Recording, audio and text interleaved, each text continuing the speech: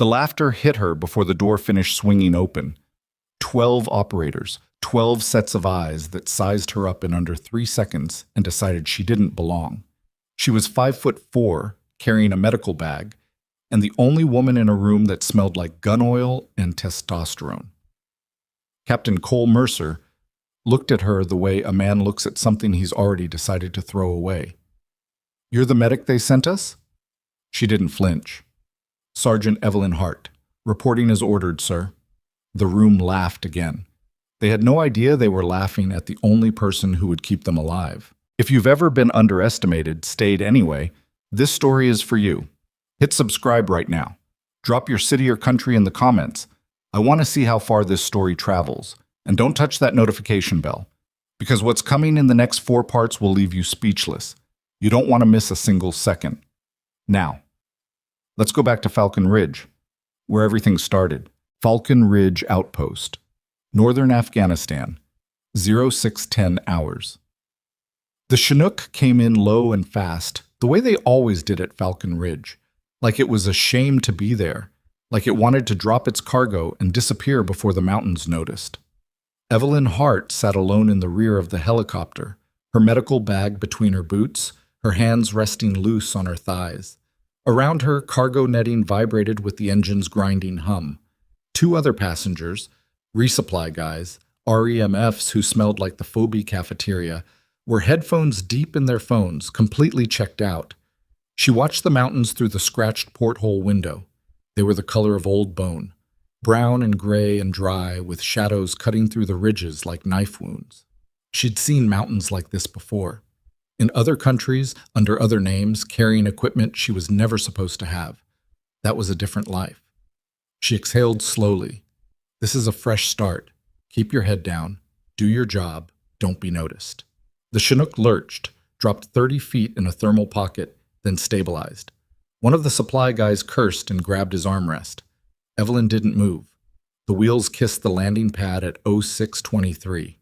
She stepped off into the wind and cold and the smell of diesel exhaust and dust that every forward operating base in this country seemed to manufacture in unlimited quantities.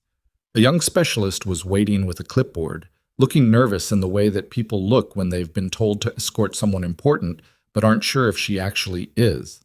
"Sergeant Hart?" "That's me." He looked her up and down once. She'd stopped noticing that reflex years ago. "I'm supposed to take you to the briefing room.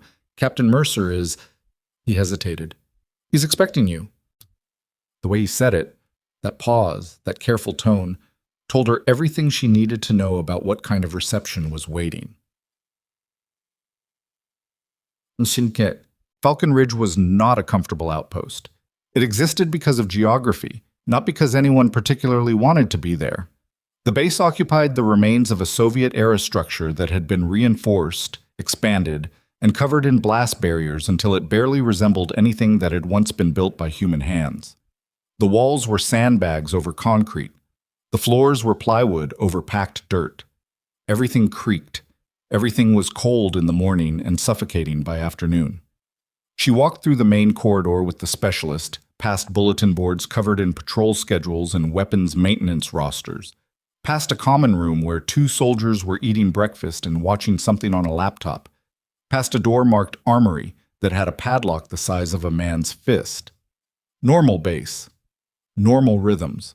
The kind of place where nothing seemed to happen until everything happened at once. The briefing room was at the end of the corridor, behind a door someone had drawn a raven on with a black marker. Wings spread, head turned. Unit insignia, Raven Strike. She'd read their file on the flight in. 12 operators. Special operations. 4 combat deployments as a unit, with individual records stretching back further. High mission completion rate. Low casualties. The kind of team that had stopped being impressed by anything a long time ago. The specialist knocked. "Come in," said a voice that carried the weight of a man who'd never had to raise it twice. She opened the door. 12 faces turned toward her simultaneously. That moment, the one where a room full of people looks at you and makes a collective decision, lasted about 2 seconds. Evelyn had experienced it before. She recognized it the same way you recognize a smell from childhood. immediately, involuntarily, and with a vague feeling of nausea. The room was tight. Folding tables arranged in a U-shape covered in maps and printed imagery. Tactical gear hung on the wall. Weapons were staged in the corner. The air was coffee and cigarette smoke, and the particular kind of tension that lives in spaces where men spend too much time together waiting for something dangerous. Captain Cole Mercer was at the head of the U. She'd been briefed on him, too. 34 years old, Ranger qualified, 2 silver stars and a reputation that preceded him into every room he entered. He was big, not bodybuilder big, but the kind of big that comes from years of carrying weight across difficult terrain. Dark eyes that moved fast, a jaw that was set like he'd decided something and didn't intend to revisit it. He looked at her the way she'd already expected him to look at her. Not with hostility, not yet, with assessment, with the kind of professional skepticism that can be earned away, except his expression also carried something underneath it, something that told her he'd already made up his mind before she walked through the door. "Sergeant Hart," he said. "Sir? You're our new combat medic." It wasn't a question, but she answered it like one. "Yes, sir." He leaned back in his chair. "How many combat rotations?" "2. 1 in Iraq, 1 in... Oh, what kind of experience are we talking? Aid station, medevac support, FOB medical?" "Trauma response. Field work primarily." Mercer glanced sideways at the man to his right, a tall, angular operator with a beard that regulations were clearly tired of fighting. The man made a small sound, not quite a laugh, but close enough.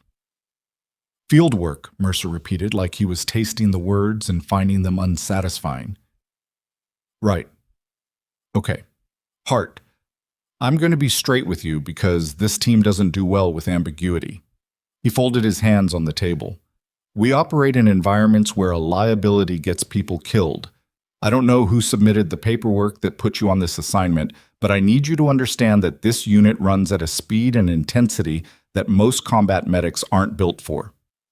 The room was very quiet. Evelyn kept her face neutral. Not cold, not wounded. Neutral.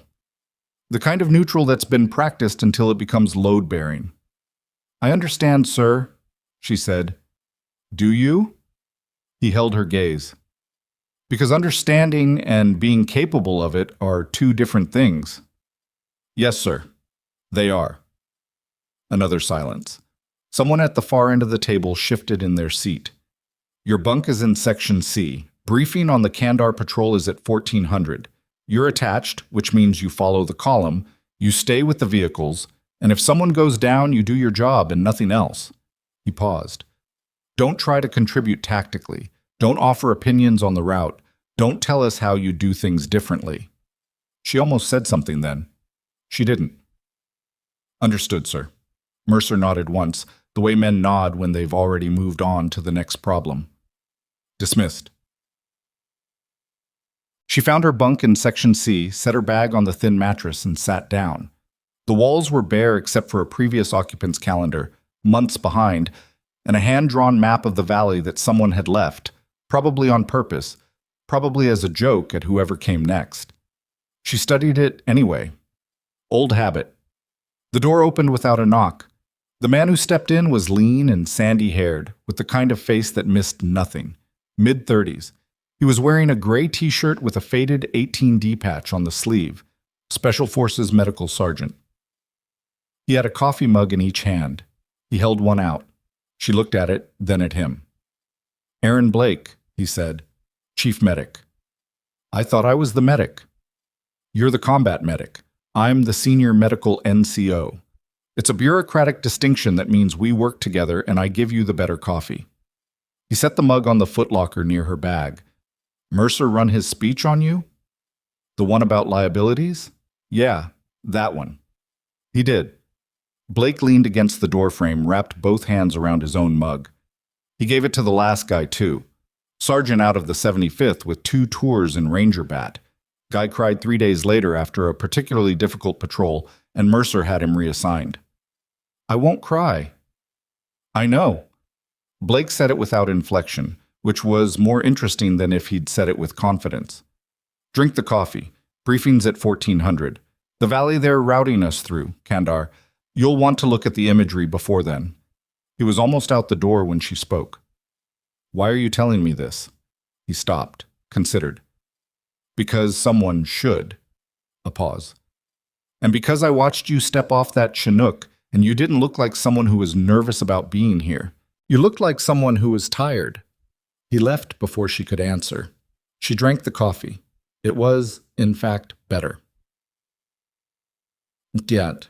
The 1400 briefing was run by a staff sergeant named Delgado, communications specialist, all fast talk and diagram pointing, while Mercer stood in the back with his arms crossed and said almost nothing. The patrol objective was straightforward on paper. Push through Kandar Valley to a suspected cache site, confirm or deny presence of weapons and personnel, extract via alternate route. 6-vehicle convoy, 4 hours out, estimated 6 hours total with site exploitation time. The problem was the route. Evelyn stood at the back of the room and studied the terrain overlay while Delgado walked through the movement plan. Kandar Valley was a natural corridor, which made it useful and which also made it exactly the kind of place where people built problems for other people to drive into. High ground on both sides. One main road through the center, paved for about 4 kilometers before it dissolved into packed dirt and prayers. Several junctions that could serve as alternate routes, but all of them were significantly longer. The route Delgado was describing went right down the center of the valley. She raised her hand. Mercer's eyes moved to her before the gesture was half complete. Something to add, Sergeant? The room turned again. Same as this morning. The junctions at grid 66 and 71, she said. The alternate routes are longer, but they keep us off the main road through the lowest section of the valley. The terrain analysis on the western alternate shows the western alternate adds 90 minutes to our movement, Mercer said. Yes, sir, but the main route has 3 blind sections where the road cuts below the ridgeline. Any of those positions? We've run Kandar before, Sergeant. I understand that, sir. The last 7 months of insurgent activity in this grid has shown a pattern of heart. His voice didn't get louder. It got quieter, which was worse. You were briefed on your role. Stick to it. The room said nothing. Delgado looked at his feet. She looked at Mercer for 1 second, long enough to make sure he saw that she wasn't backing down because she was wrong. And then she closed her mouth. Yes, sir. That evening, the team gathered in the common room for a kind of informal pre-mission ritual. Cards, food, ambient music from someone's Bluetooth speaker, conversations that stayed deliberately away from tomorrow. It was the version of normalcy that soldiers construct before danger, brick by brick, as though routine could be armor. Nobody invited Evelyn. She sat at the far end with her medical kit open across the table, running inventory. Trauma packs, tourniquets. She counted 8, adjusted the staging so the ones she'd need first were on top. Hemostatic gauze, IV supplies, airway kit. She had the layout memorized in under 30 seconds and still went through it twice, because the second time was the one that would matter when she was doing it in the dark, with shaking hands and someone screaming. From across the room, she could hear pieces of the conversation, someone making a joke about the medic, someone else laughing. She didn't catch the specific words, which was probably fine. You're doing it again. She looked up. Blake had appeared at the edge of the table, carrying a deck of cards he apparently had no intention of using. Doing what? Counting things that are already counted. It's not about the count. He sat down across from her, uninvited, with the ease of someone who was used to going where he wasn't called. I know. It's about knowing your hands. He watched her work for a moment. Where'd you pick that up? She kept her eyes on the kit. Some instructor, somewhere. I don't remember. Right. He said it the way someone says right when they don't believe you but have decided not to press. He looked at her supplies, and something in his expression changed.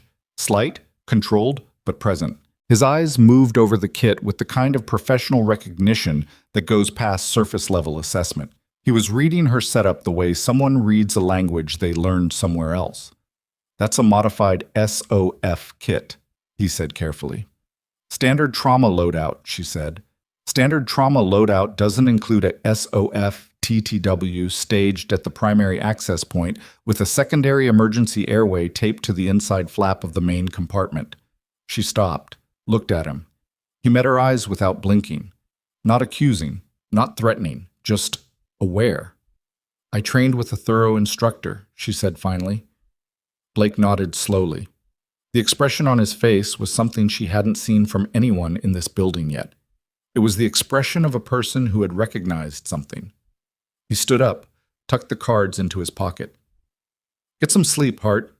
Valley's going to be cold tomorrow morning." He walked back toward the card game. He didn't look at her again. But once, just briefly, she saw him pause, just for a half step, almost nothing, before he sat back down with the others. Like something had clicked into place for him, like a key turning in a lock he hadn't known was there. She didn't sleep much. She lay in the dark of Section C and listened to the bass, generators cycling, distant radio chatter, the wind against the outer walls, the sounds of a place that never fully rested. She'd slept in sounds like these before, in other bases, under other names.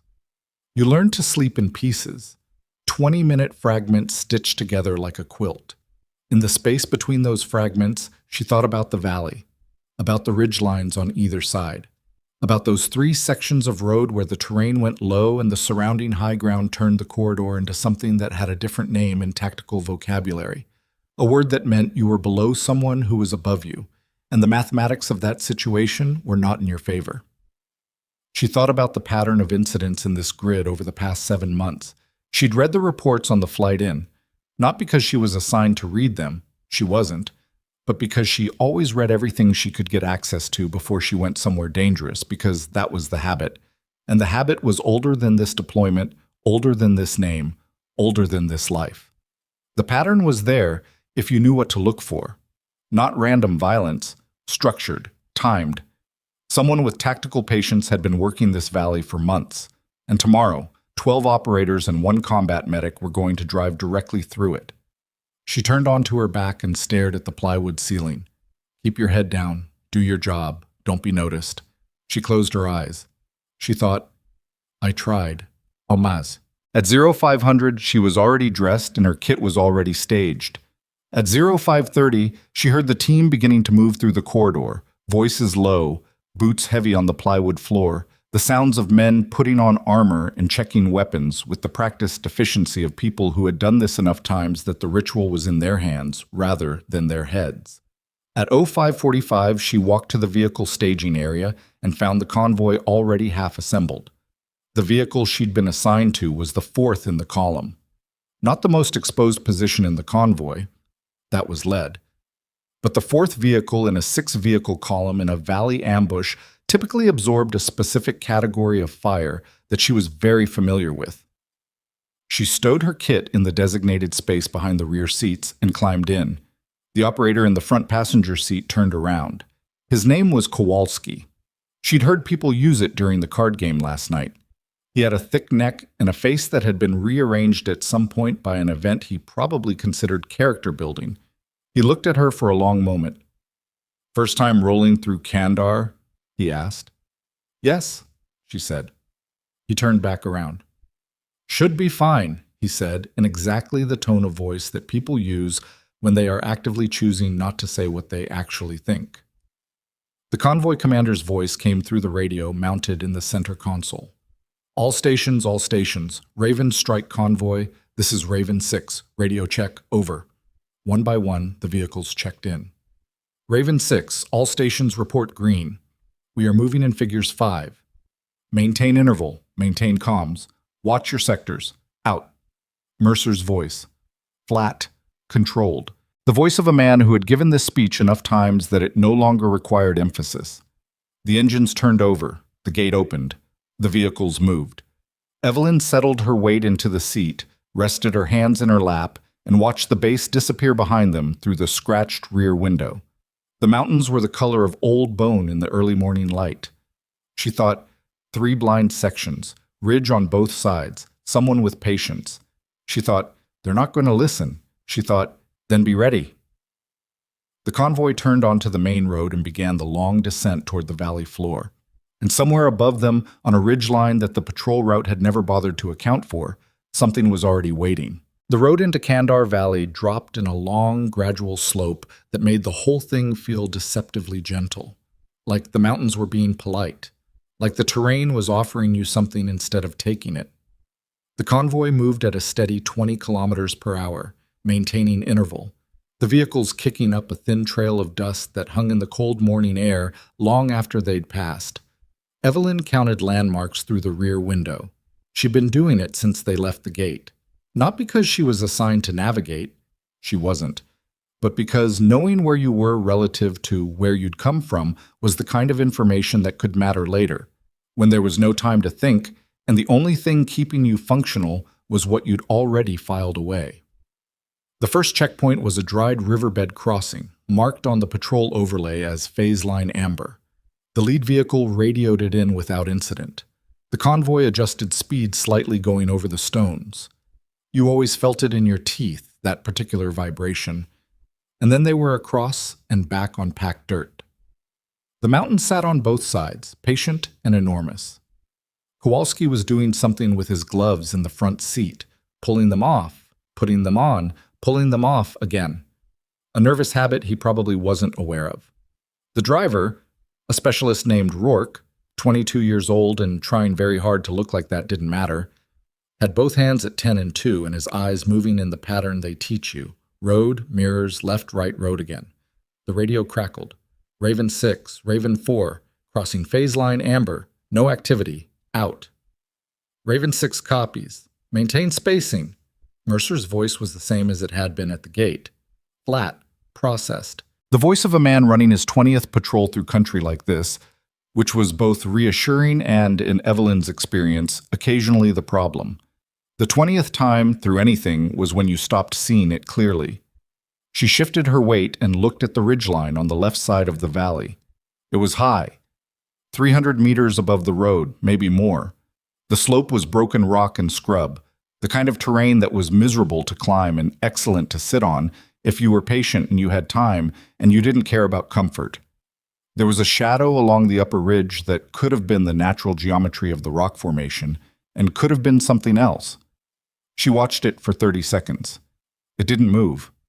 That didn't mean anything. The things that were waiting for you never moved until they were ready. She looked away. Mag.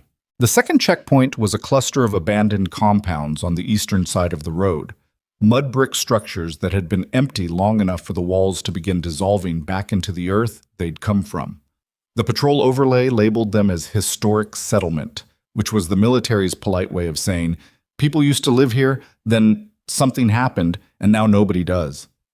The convoy slowed slightly as the lead vehicle's commander scanned the compounds through the gun sight on the turret.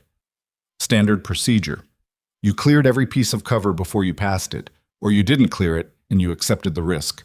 And you accepted the risk so many times that eventually the risk stopped feeling like a risk and started feeling like just the road. Raven 2 to Raven 6. Compounds clear visually. No personnel, no vehicles. Continuing. 6 copies. The convoy moved through. Evelyn's eyes went to the far side of the compounds, to the gap between the last wall and the base of the eastern ridgeline. The gap was maybe 40 meters. In that gap, the road dipped. Not dramatically, maybe 2 meters of elevation change, but enough. Enough that for approximately 8 seconds, the lead vehicle would be in a depression relative to the high ground on the east. 8 seconds was a long time. She looked at the back of Kowalski's head. He was back to doing the thing with his gloves. She thought about saying something, and then she thought about the briefing room, about Mercer's voice going quiet, about the way the room had looked at her. She didn't say anything. She checked the placement of her primary tourniquet instead. Left side of the kit, outer pouch, roll already opened and staged. She'd done this twice since they left the gate. She'd do it again. What it was, The third section of road was where the valley narrowed. She'd seen it on the overlay, the terrain analysis that she'd tried to reference before Mercer shut her down. And the overlay hadn't lied. The mountains pushed in from both sides like walls closing, and the road, which had been running reasonably wide, tightened to something that 2 vehicles could pass on only if both drivers were paying attention. The ridge lines above were closer here. The shadow line from the western ridge cut across the road at a steep angle, and in that shadow, the air temperature dropped noticeably. The convoy entered the Narrows at 0748. Rourke's jaw tightened slightly. He didn't say anything, but his hands moved an inch lower on the wheel. Kowalski had stopped playing with his gloves. Raven 6, all stations. In the Narrows. Maintain 5-meter interval, all gunners eyes up. The turret above them rotated left. The gunner up top, a sergeant whose name she hadn't learned yet, had gone quiet, in the way that people go quiet when they're actually working. Evelyn felt it before she heard it, a vibration under the floor of the vehicle that was slightly different from the road vibration, a half-second of wrongness that her body registered before her brain caught up. Then the radio exploded. Contact left! Contact left! Raven 2 is... The explosion hit the lead vehicle so hard that the pressure wave rocked the fourth vehicle sideways, and for one fractured second the world outside every window was orange and gray, and pieces of things that were no longer recognizable as what they'd been. Then the sound arrived, and the sound was everything. The ambush had been built for exactly this stretch of road. She understood it in the first 3 seconds, before the shooting even started. The way you understand the shape of a thing by the outline it leaves behind. The IED had hit the lead vehicle at the tightest point of the Narrows, which meant the debris field partially blocked forward movement. The follow-on vehicles were stacked on the road without room to turn. The ridges on both sides provided perfect elevation for the flanking fire that was already beginning to come in. She could hear it, the distinct crack thump of rounds moving at velocity, the metallic impacts on the armor around her. Raven 6, Raven 6, Raven 2 is hit. Raven 2 is hit. I have casualties. All stations return fire. Dismount left. Move to cover. Raven 3, push up! Push up! The radio was pure chaos. Multiple voices, multiple transmissions stepping on each other. The sound of weapons firing in the background of every transmission. The gunner above her opened up. The sound inside the vehicle was enormous. A physical thing that you felt in your chest. And through the windshield, Evelyn could see muzzle flashes from the western ridgeline, high and left, maybe 250 meters up. Rourke had stopped the vehicle. He was looking at Kowalski, waiting for a call. Kowalski was looking at the vehicle ahead of them, which had stopped, which meant they were static on a road with no cover and people above them shooting down. Dismount, Kowalski said. Left or right? Left. Get to the base of that wall. What about... Left, Rourke, move! Evelyn already had the door open. Not the left door. Kowalski's door, the one toward the wall. Her door. She went out low, took one step, and assessed. The wall Kowalski meant was a remnant of one of the abandoned compounds, maybe 20 meters back the way they'd come. Low cover, better than nothing. She grabbed her medical bag from behind the seat with her left hand kept low and looked forward toward the burning vehicle. The lead vehicle, Raven 2, was the one that had taken the blast. It had been thrown half into the wall of the Narrows on the left side, and it was on fire. Not fully engulfed, the fire was coming from the engine compartment, but the vehicle was at a severe angle, and she could see through the smoke that the front doors were gone. She could hear someone screaming. Kowalski was pulling at her arm. Get to the wall! There are people in that vehicle. I know that. Get to the wall and... I need cover fire on that ridgeline while I move forward. He looked at her like she'd said something in a language he didn't speak. You're not...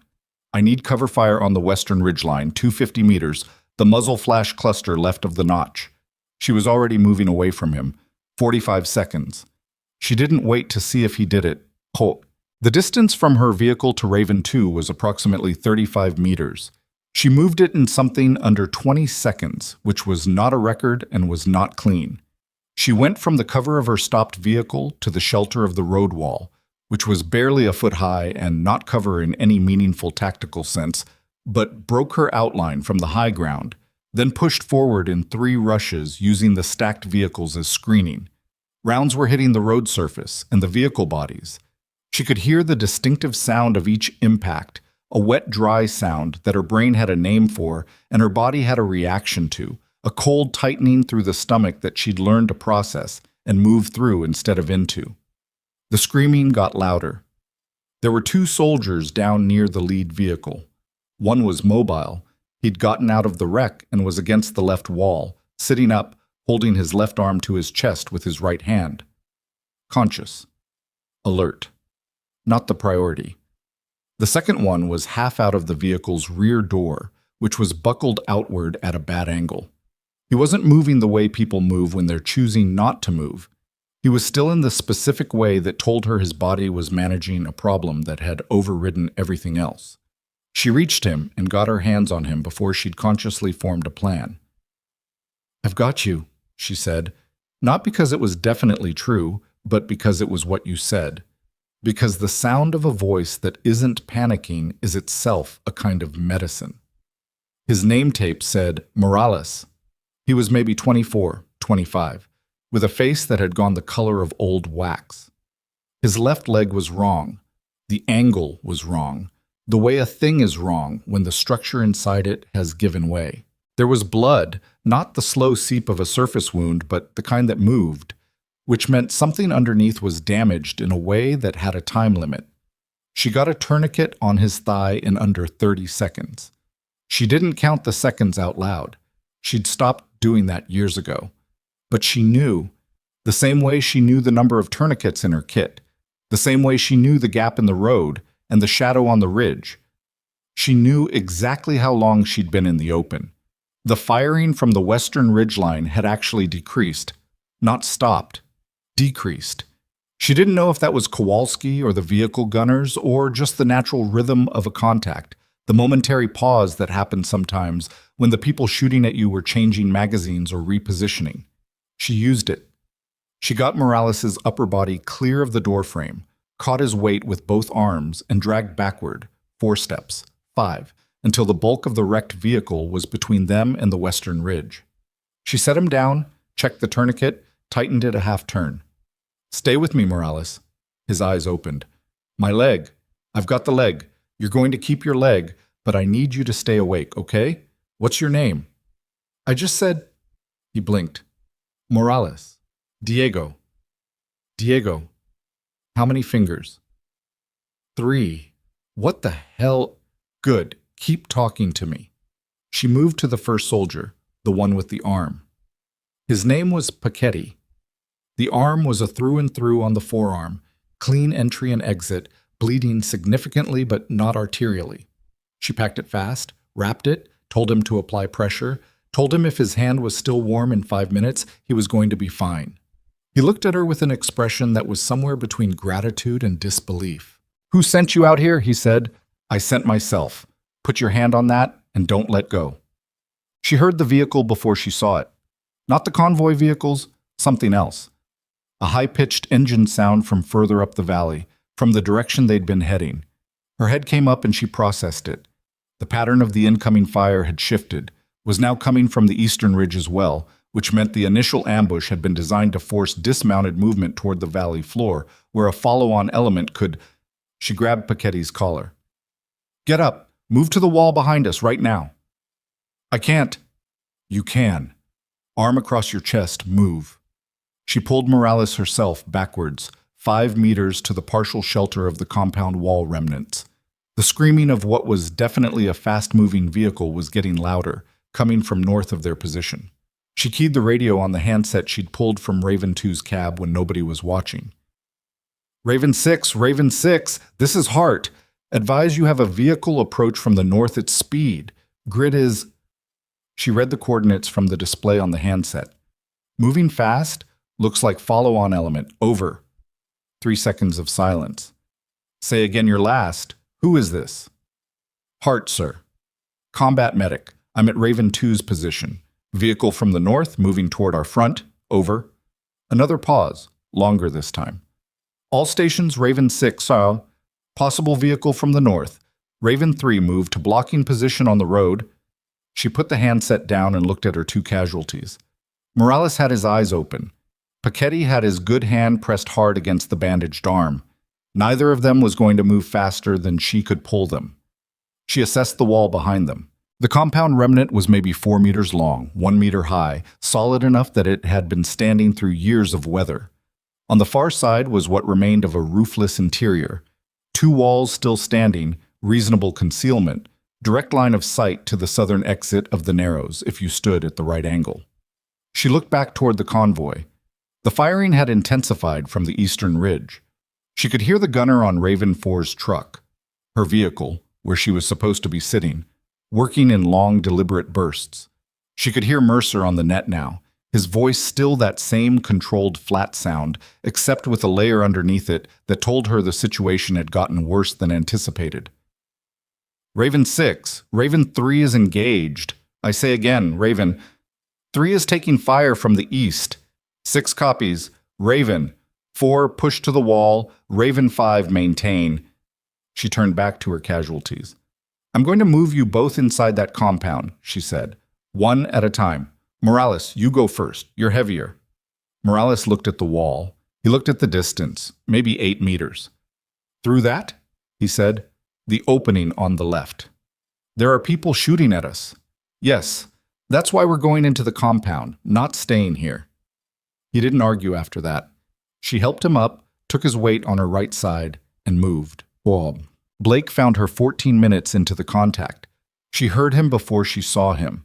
The sound of someone moving fast and low along the base of the wall, and she came up with a field-expedient weapon in her right hand that she'd taken from Morales' kit, which she then immediately pointed away when she saw who it was. Blake stopped. He looked at the weapon. He looked at her hand holding it. He looked at her face. His expression did the same thing it had done last night in the barracks, over the medical kit. That subtle shift, that small recalibration. Clear, he said carefully, like the word meant more than one thing. Clear, she said, and put the weapon down.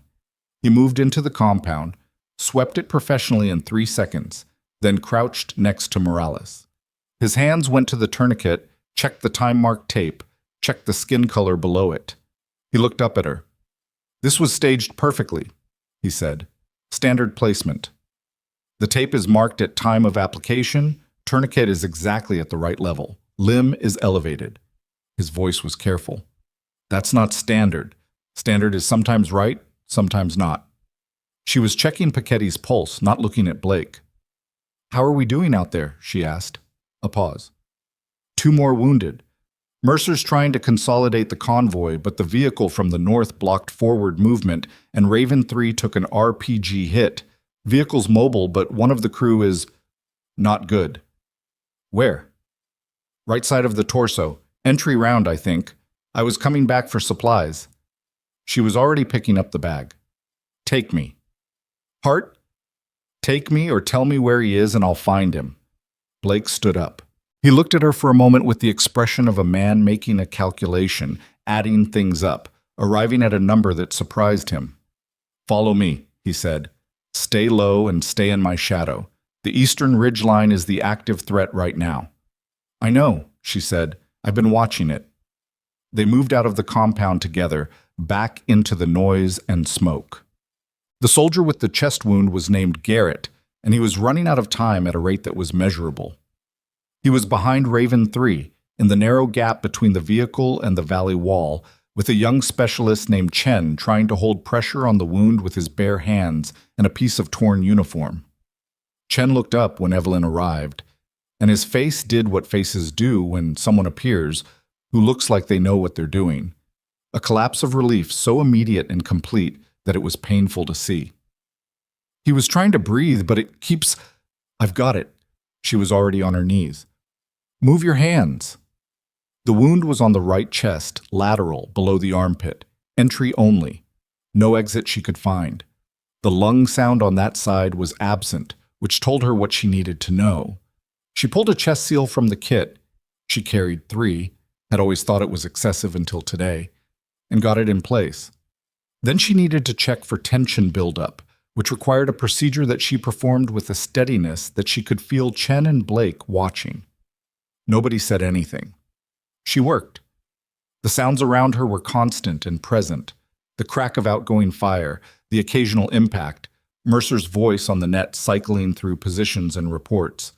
And she processed them the same way she processed everything else, as data, as information to be categorized and filed and used when relevant. Her hands did what her hands knew how to do. Garrett's breathing changed. Not perfect. Better. He needs evacuation, she said. 20 minutes before I'd start worrying about the pressure building again. Get me an ETA on the medevac. Blake was already on the radio. Chen was looking at her with an expression she'd seen before and wasn't sure what to do with. It was the expression of someone who had expected very little and received something they didn't have a category for. "You do this a lot?" he said. "It's my job," she said. "Yeah, but I mean, you're doing it like..." "Chen." She looked at him directly. "I need you to hold his shoulders and keep him from rolling right. Can you do that?" "Yes." "Good, do that." He did that. She checked her kit. 2 tourniquets remaining, 1 chest seal remaining, IV supplies intact. She did the math without thinking about it, the same way she'd been doing math since they left the gate, since she'd counted the med kit in the dark of Section C, since she'd looked at the ridge lines and the road and the gap between the compounds. She'd known this was coming. She'd known, and she'd said so, and she'd been dismissed, and she'd prepared anyway, because preparation was the only variable she controlled. The firing from the eastern ridge was decreasing. The western ridge had gone mostly quiet. She didn't know whether from suppression or repositioning, but quiet was better than not quiet. She could hear Mercer on the net differently now, his cadence changing, becoming more deliberate, which told her he'd moved from reactive management to something resembling a plan. Blake lowered the radio. "Medevac is 35 minutes out," he said. "We need to hold." "We can hold," she said. She said it the way she'd said things in other places, in other years, when the truth of the statement was uncertain and the saying of it mattered anyway. Blake looked at her. The sounds of the valley continued around them. Guns, radios, wind through the narrows. And in that noise, in the space between one moment and the next, Aaron Blake's face showed something that had been building since last night, since he'd looked at her kit, since he'd watched her step off the Chinook without fear. He opened his mouth, closed it, looked away toward the ridgeline. "You've done this before," he said. Not a question, not an accusation, just a statement that sat between them like something that had been dropped and couldn't be picked back up. "Not like training, not like field rotations." She didn't answer. The radio crackled, Mercer's voice. "All stations, consolidating on Raven 4's position. Move your casualties to the eastern wall. Medevac inbound figures 3-5. She picked up her kit and stood. "We need to move Garrett," she said. Blake stood too. He was still watching her with that expression, the one that was trying to put something together, something that wasn't quite fitting the frame it had been given. "Heart," he said quietly. "Later," she said. And she moved, because there was a wounded man who needed moving, and a medevac that was 35 minutes out, and a valley that wasn't finished with them yet. Somewhere above on the western ridge, in the shadow of the rock formation she'd been watching since they entered the Narrows, something moved. She didn't see it, but she felt the change in the pattern of the incoming fire that started 3 seconds later, and she processed that change, and she adjusted, and she kept moving. The change in fire pattern lasted exactly 4 seconds before it resolved into something worse. She heard it first, the distinct sound of a PKM opening up from a new position, further east than the original contact, which meant the eastern element had reoriented. The rounds were hitting the road surface in a walking pattern, which meant they were adjusting for movement, which meant someone up there had eyes on the valley floor and was tracking the convoy's consolidation. She got Garrett's arm over her shoulder and moved. Blake took the other side without being asked. Chen grabbed the IV bag and held it up, stumbling alongside them, trying to keep the line clear. They went the 8 meters to the eastern wall in a crouch that wasn't quite fast enough and wasn't quite slow enough, and landed behind the concrete barrier at Raven 4's position with Garrett still breathing, which was the only metric that mattered right now. She reset the chest seal immediately.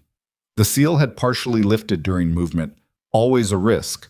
Sweat and blood were uncooperative surfaces. And she pressed it back down with the heel of her hand and held it there for a count of 5. Garrett's color was bad. Not critical bad. Bad, bad. The kind of bad that had a window attached to it. "Stay awake," she told him. "Diego's watching you. He'll be embarrassed if you check out before he does." From 2 meters away, propped against the wall with his leg extended, Morales made a sound that might have been a laugh. The new PKM position fired another burst. Rounds hit the top of the barrier wall and sent chips of concrete across everyone in a 10-meter radius.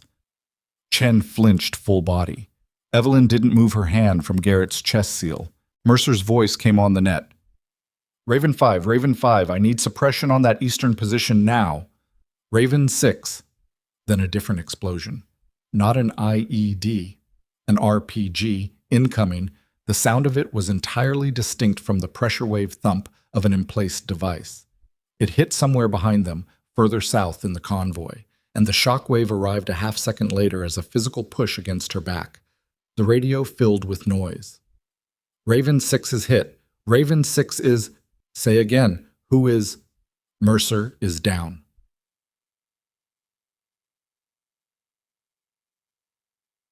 The silence on the net lasted about 2 seconds.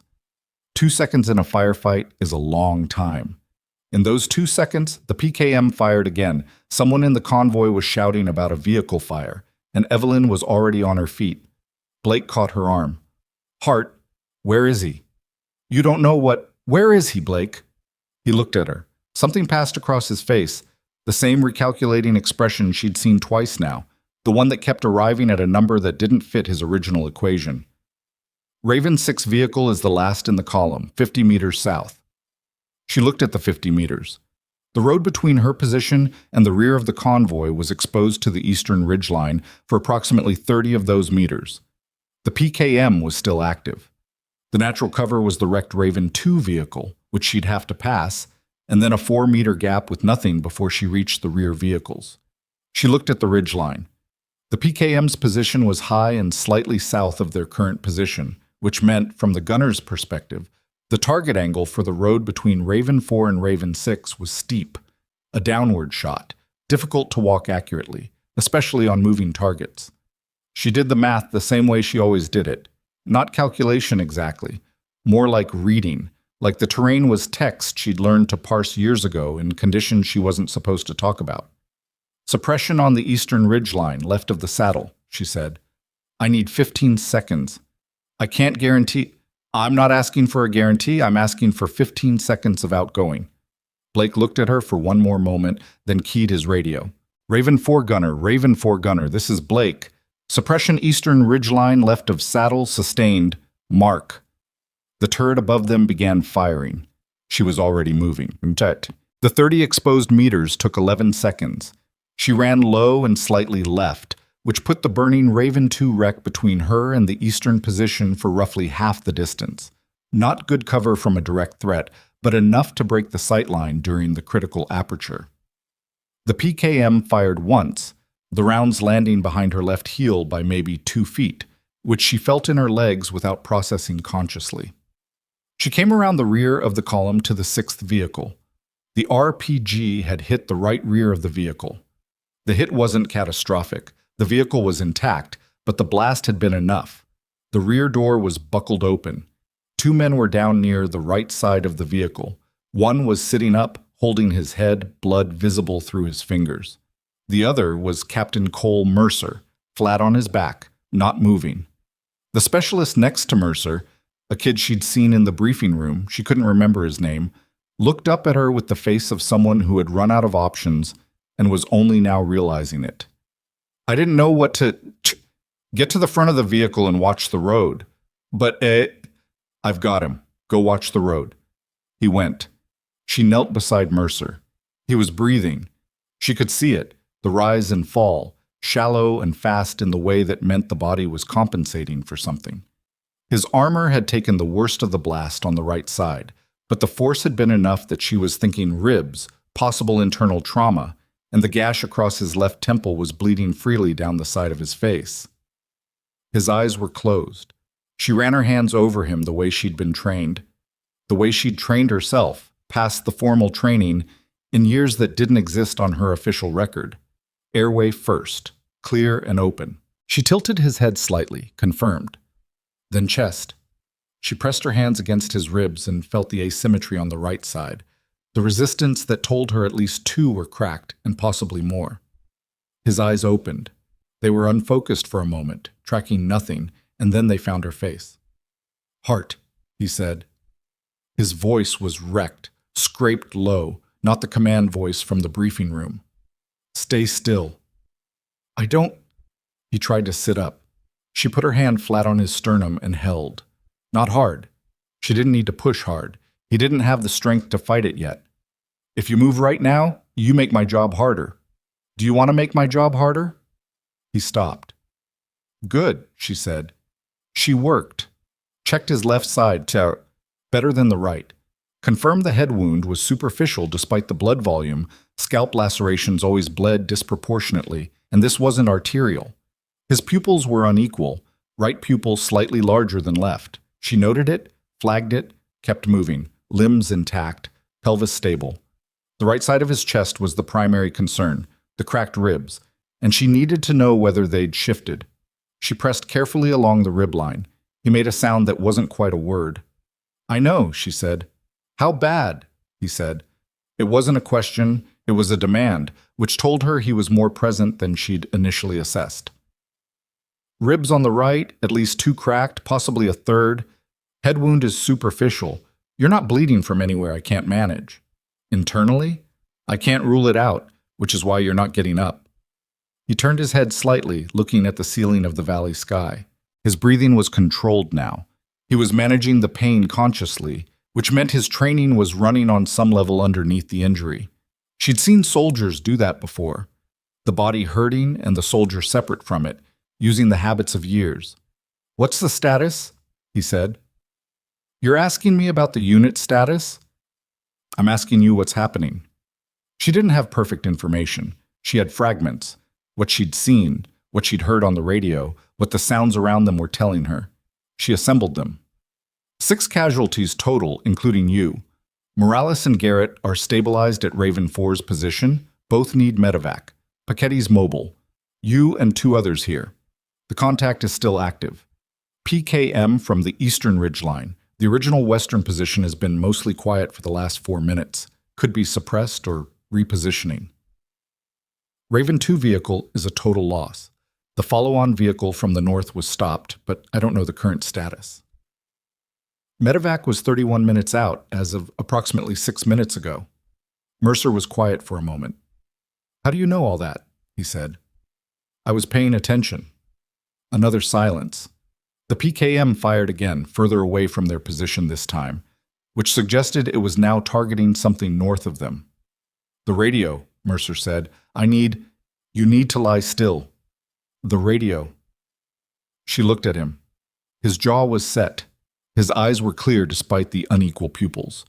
The man who had told her to stay with the vehicles and not contribute tactically was lying in the dirt with cracked ribs and a head wound, and he was asking for the radio. She retrieved the handset from the vehicle and held it where he could reach it. He keyed it.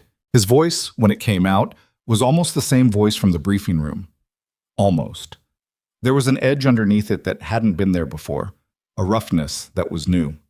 All stations, Raven 6, I'm up. Sit rep by element now.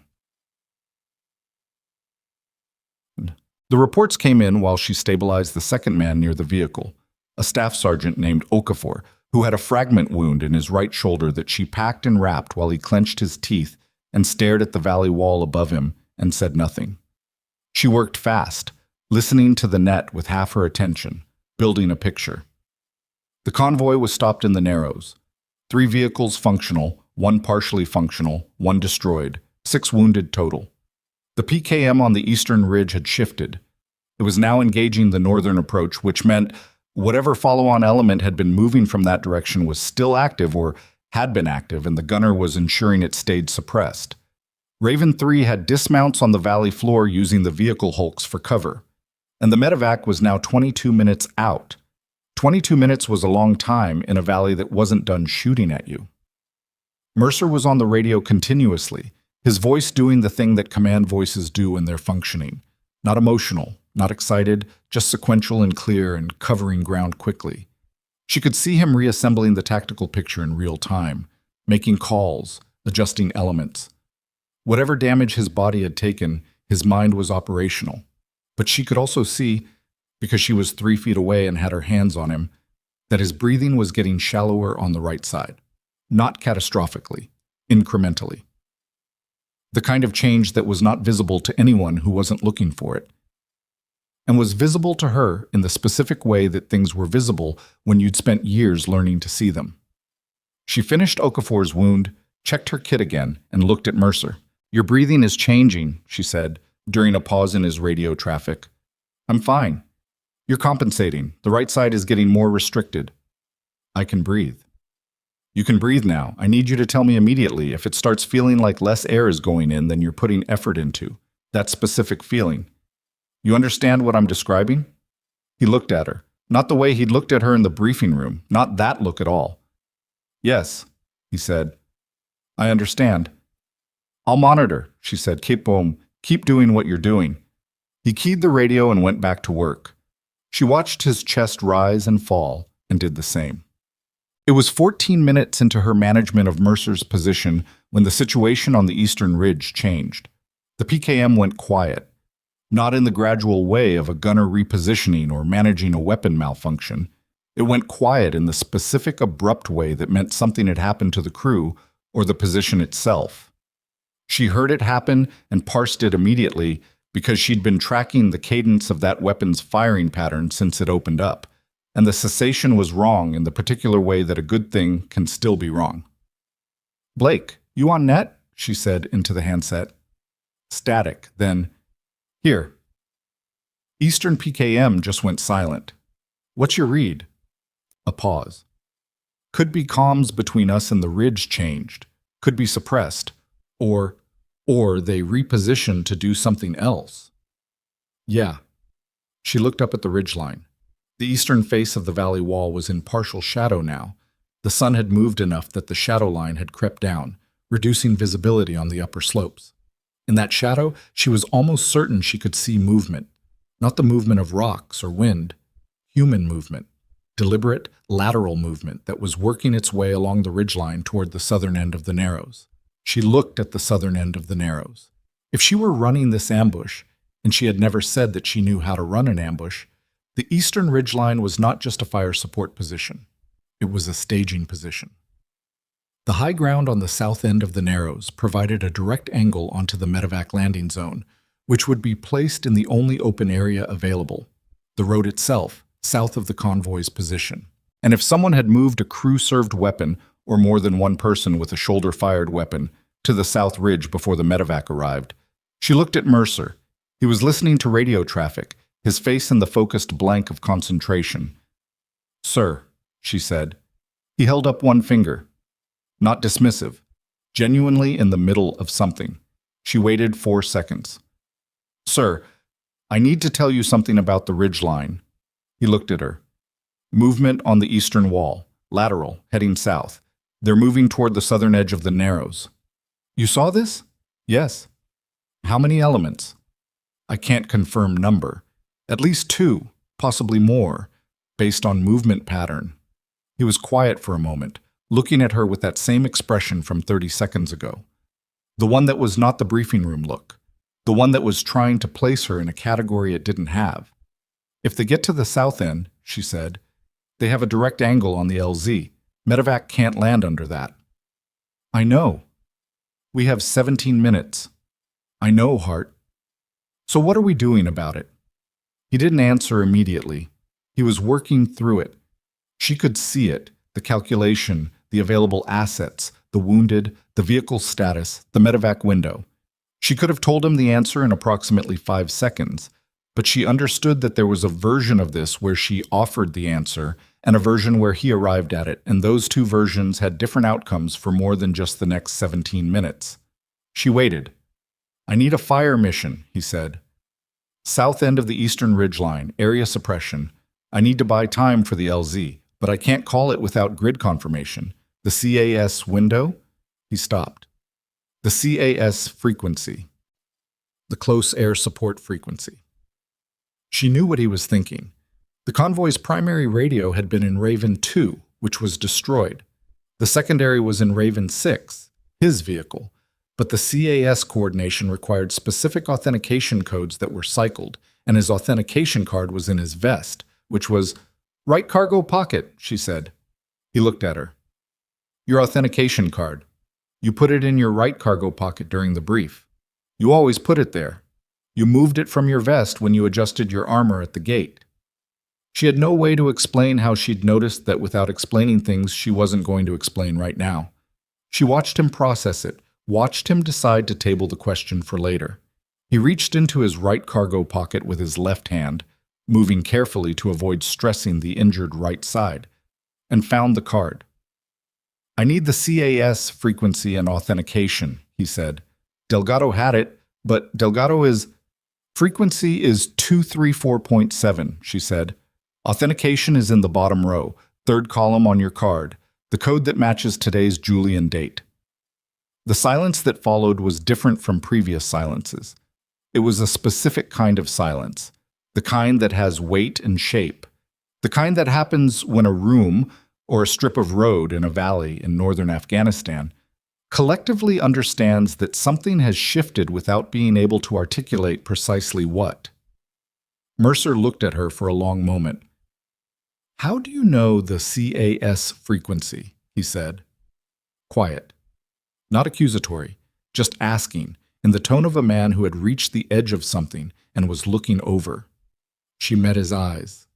Sir, she said, we have 15 minutes. Use the card. He held her gaze for 3 more seconds. Then he looked down at the card, found the code, and keyed the radio. Overlord, Overlord, this is Raven 6. Call sign authenticated, Kilo 79er, requesting immediate fire mission. Grid follows. She leaned over and read the grid coordinates from the handset display, the position on the southern ridgeline where she'd tracked the movement. He transmitted them without asking where she'd gotten them. The response from the air asset was 11 minutes. She knew because she counted them. While she counted, she worked, checking Mercer's breathing every 2 minutes, checking the chest seal on Garrett through Blake via radio, repositioning Okafor against the vehicle to improve his angle of cover, monitoring the southern ridgeline for movement that she could no longer clearly see in the shadow. At 7 minutes, the movement she'd been watching stopped. Either the element had reached its position or it had gone to ground. Both possibilities had the same implication for the medevac window. At 9 minutes, Mercer's breathing changed. She heard it before she saw it, a slight difference in the sound of his exhale, a fractional increase in effort. She was beside him in 3 steps. Right side, he said before she asked, scale of 1 to 10. 7, maybe 7.5. Okay. She reached for the kit. I'm going to help you breathe better. It's going to feel counterintuitive, and I need you to trust me. You going to do what I think you're going to do? Probably. Heart. Sir? I don't... He stopped. His face was controlled, but she could see the edge of something underneath, the place where the training ran out and the human being was just a person with broken ribs struggling to breathe. I don't do well with... I know, she said. Look at the ridgeline. Keep watching the ridgeline. He turned his head. She worked. What she did next was not something in the standard combat medic manual. It was something she'd learned in a different context, from a team surgeon whose name was also not supposed to exist, in a forward operating environment that didn't appear in any official documentation. It was a specific approach to managing a pneumothorax precursor condition that bought time without the equipment she didn't have, and it required a level of anatomical knowledge and manual precision that went well past the standard 18 Delta curriculum. She did it. Mercer's breathing improved within 90 seconds. Not perfect, not anything close to fine, but the restriction decreased measurably, and the color in his face shifted towards something less alarming. He turned his head and looked at her. She was already putting her hands back in her lap, settling back, face neutral. He didn't say anything. He just looked at her with that expression that had started in the briefing room as dismissal and had traveled through assessment and recalibration and was now somewhere she didn't have a simple name for, somewhere past the language available to the situation they were in. Raven 6, Overlord. Fire mission in Figures 1. Advise all personnel clear of South LZ. Acknowledge. Over. Mercer keyed the radio without breaking eye contact with her. Raven 6 acknowledges. All stations. Go deep. South LZ area. Fire mission inbound. Figures 1. Move your people. Move now. She helped move Mercer herself. They went north along the eastern wall, back toward the bulk of the convoy. She supported his right side, and he walked, which was not something she would have recommended, but which was also the only available option given the timeline and the personnel available. He didn't complain. He moved with the deliberateness of a man managing pain as a tactical variable, which she respected even as she monitored his breathing every 30 steps. Blake met them halfway. He took one look at Mercer and then at her, and his face did the thing where it said something his mouth wasn't going to say. "Garrett?" she asked. "Stable. Chest seal is holding." "Morales?" "Awake, annoying everyone in range, which means he's fine." "Good." They got Mercer down behind Raven 4's position, next to the wall where she'd staged the other casualties. The consolidated position was crowded.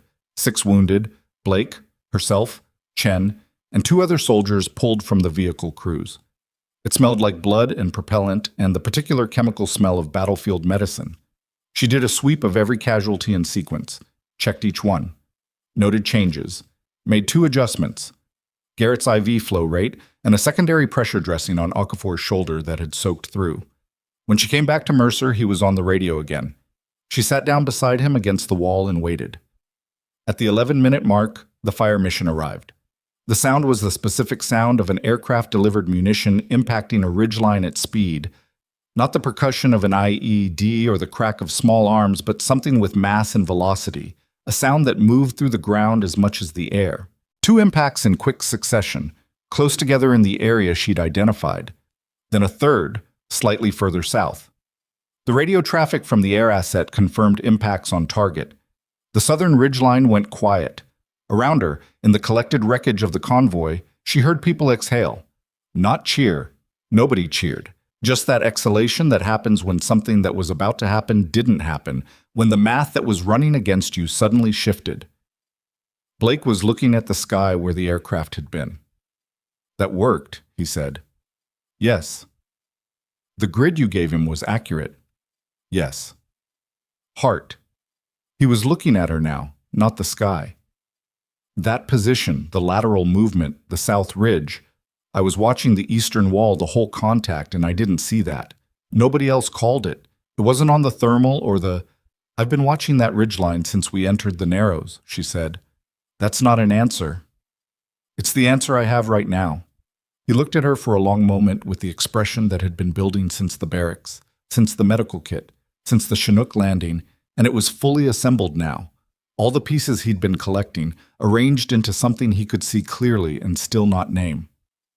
"There's going to be a debrief," he said. "And in that debrief, people are going to ask questions about today that are going to be hard to answer without..." "I know," she said. "Do you?" "I've been through debriefs before." A pause. Something moved across his face, something almost like humor, dark and brief. "Yeah," he said. "I imagine you have." The medevac arrived 6 minutes later.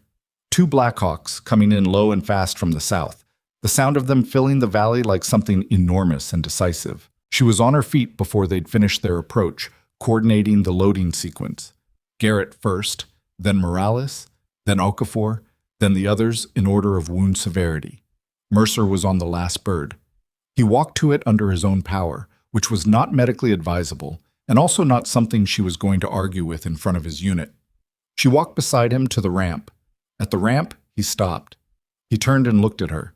The valley was loud with rotor wash, dust lifting off the road surface in sheets. The burned-out hulk of Raven 2 still smoking 50 meters north.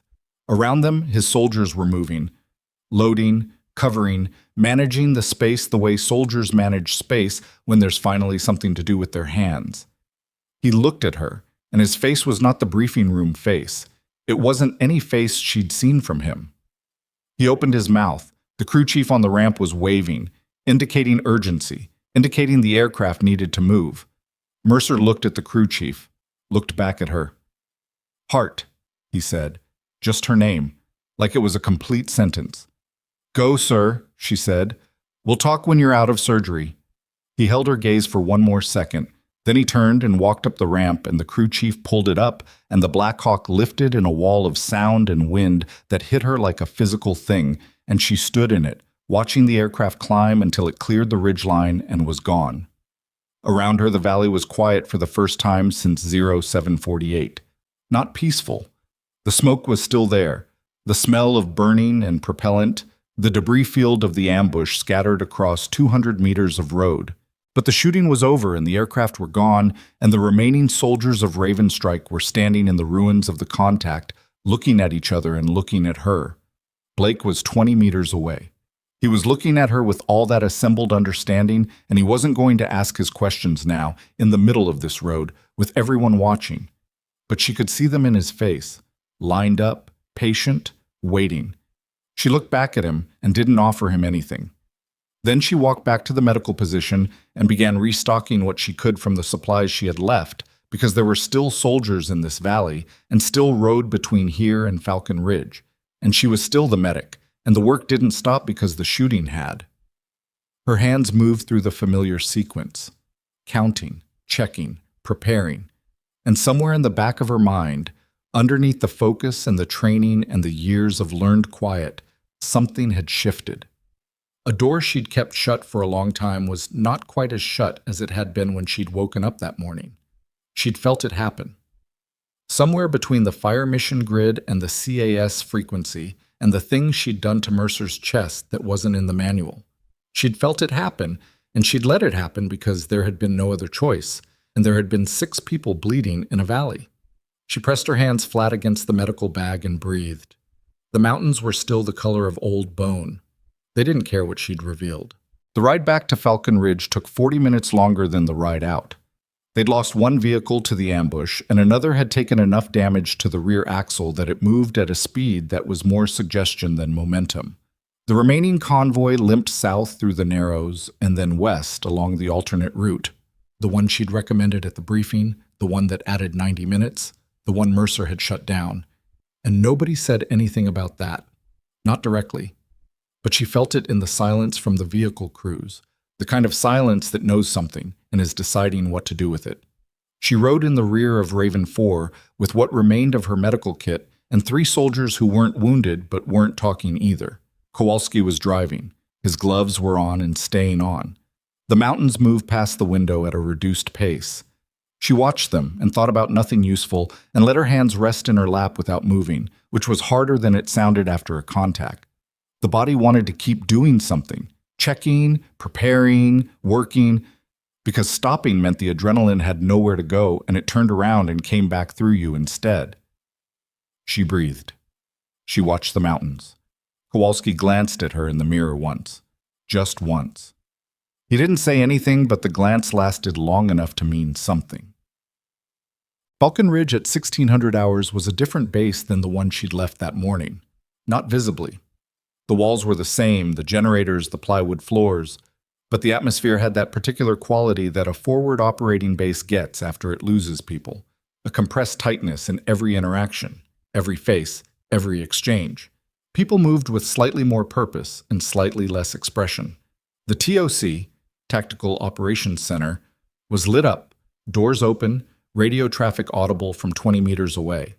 She was met at the vehicle staging area by a major she hadn't seen before. He was clean, which meant he'd come in from somewhere with better facilities, and he had the look of someone who had been activated by a series of events and was now required to ask about them officially.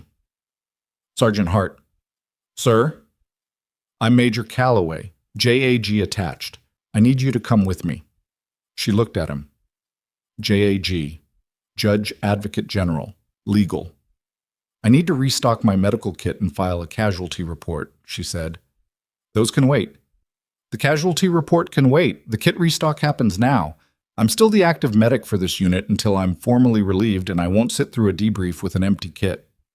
Calloway looked at her with the expression of a man who had not expected resistance and wasn't sure whether his authority extended to overriding it. 20 minutes, she said. I'll find you. She walked away before he answered. Boss. The medical station was a converted storage room with better lighting than anywhere else in the building, which was either a coincidence or someone's pragmatic acknowledgement that you needed to see clearly when the thing you were looking at was a person. She restocked from the supply cabinet, new tourniquets, chest seals, hemostatic gauze, IV supplies, and did it in 11 minutes because she moved fast when she needed to and slow when she needed to, and right now fast was correct. Blake came in at the 9-minute mark. He didn't knock. She'd expected that. "Calloway's looking for you," he said. "I know.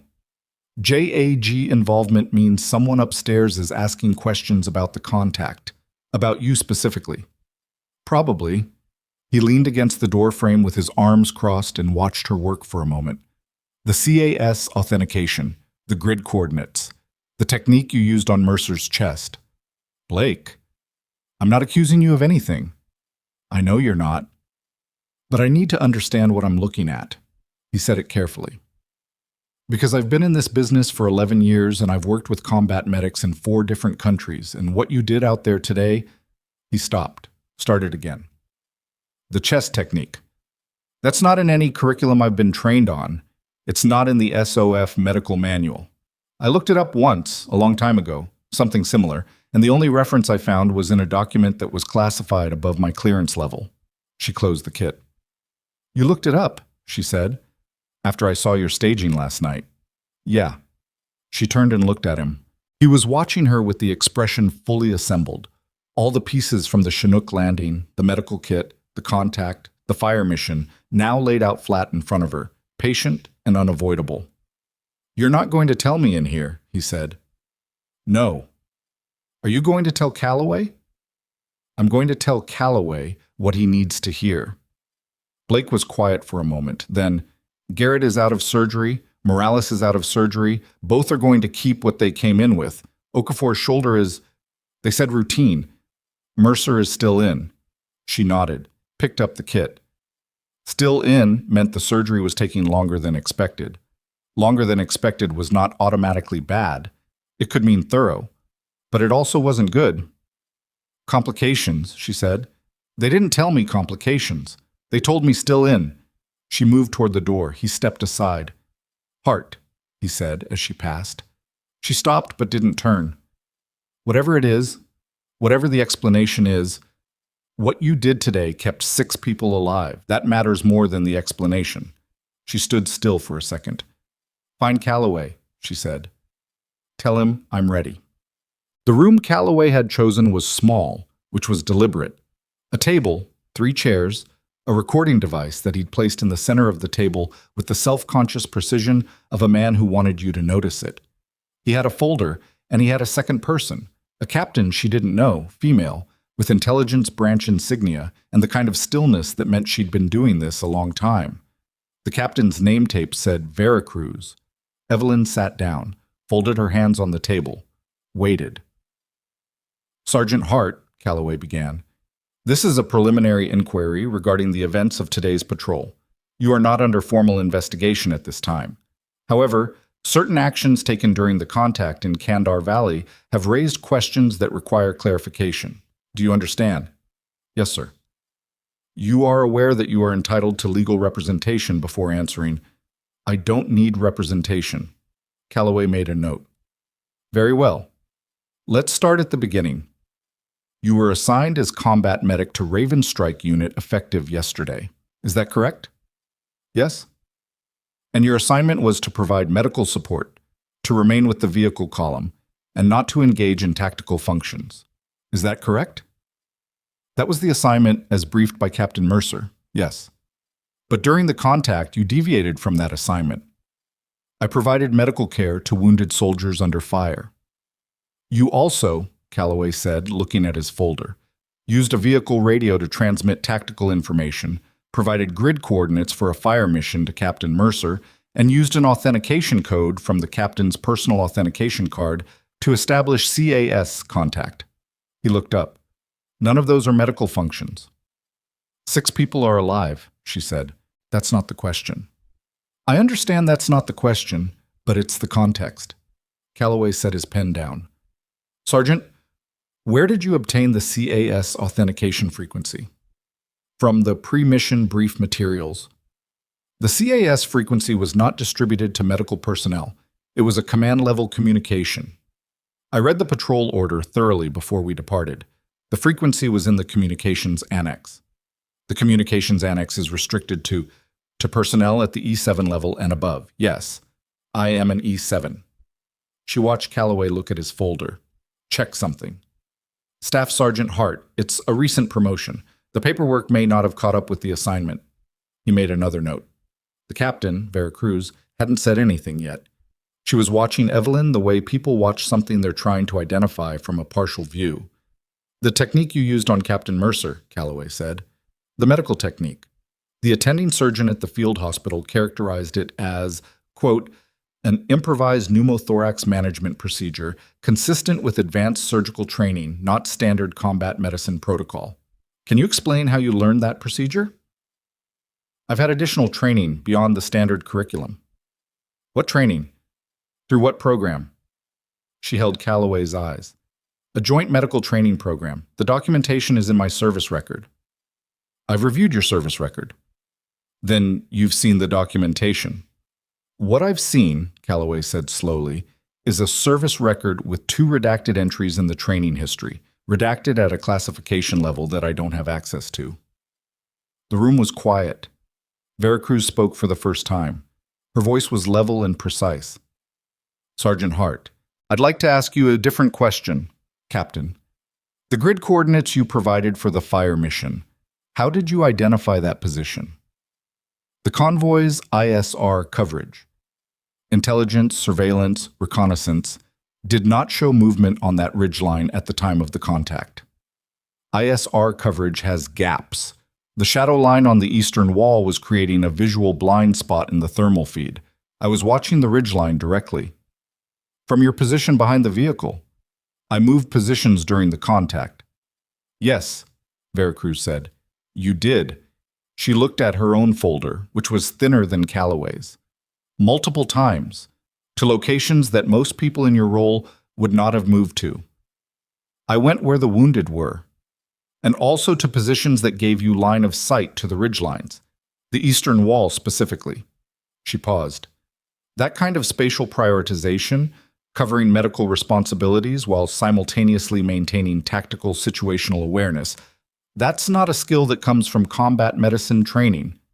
Evelyn looked at her. What's your question, Captain? My question is who trained you to think that way? The recording device sat on the center of the table. The fan in the corner of the room moved warm air in a slow circle. Outside, she could hear the base, generators, radio traffic, boots on plywood. I've had good instructors, she said. Vera Cruz almost smiled. It was very controlled, barely visible, and it told Evelyn more about Vera Cruz than anything she'd said so far. Sergeant, Vera Cruz said, I'm going to tell you what I think is happening, and you can tell me where I'm wrong. She folded her hands. I think your service record has redacted entries because you were attached to or operated with a unit that doesn't officially exist in public-facing documentation. I think your medical training is the cover explanation for a skill set that is substantially broader. And I think the reason you're sitting across from me right now, assigned to a combat medic role in a standard special operations unit, is because you are deliberately operating below your actual capability level.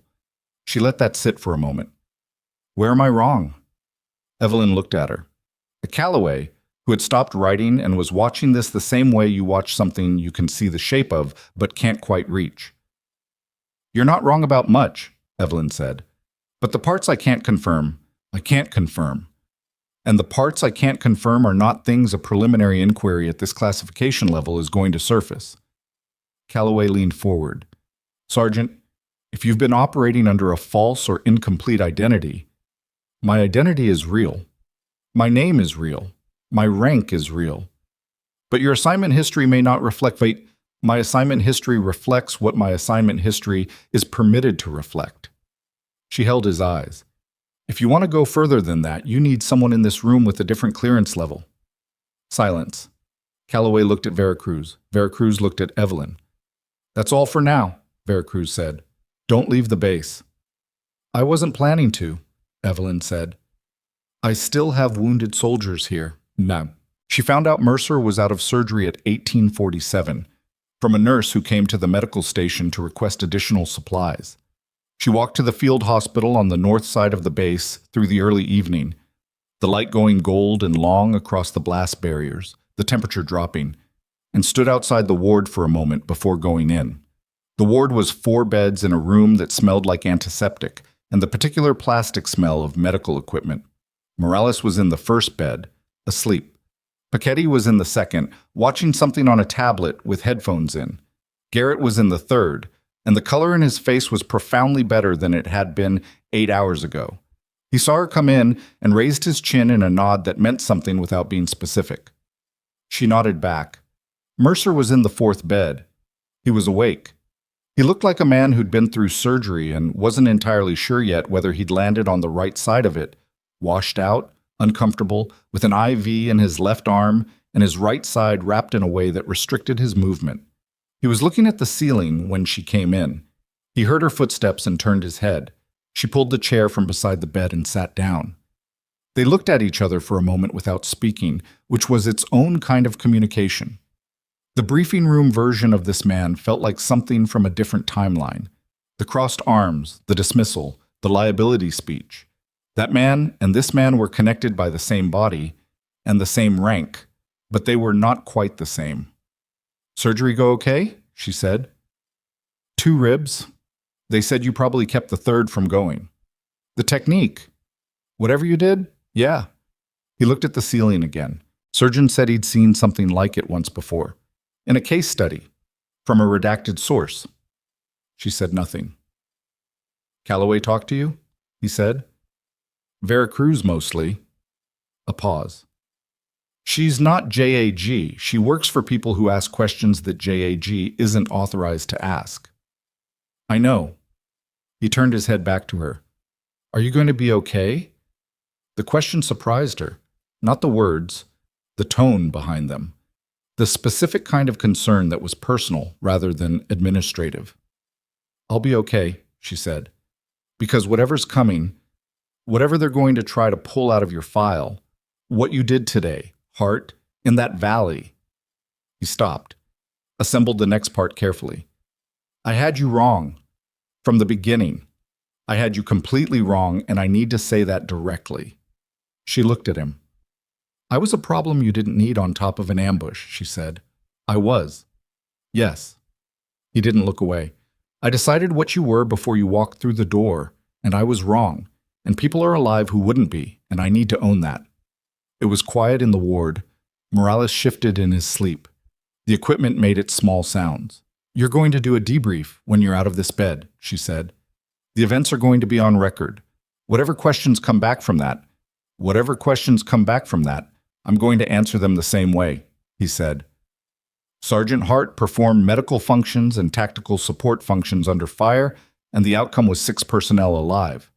That's what happened. Mercer. That's what happened, he said again, with the finality of a man who had made a decision. She looked at him for a moment. Then she stood, moved the chair back to its place. "Get some sleep," she said. "You're going to feel worse tomorrow morning than you do now, and then better by afternoon. That's how cracked ribs work."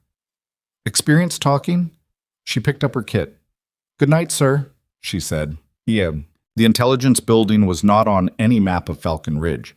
It was under the base, accessible through a storage corridor in the northeast section, behind a door that looked like every other maintenance door and was locked with a mechanism that was not standard.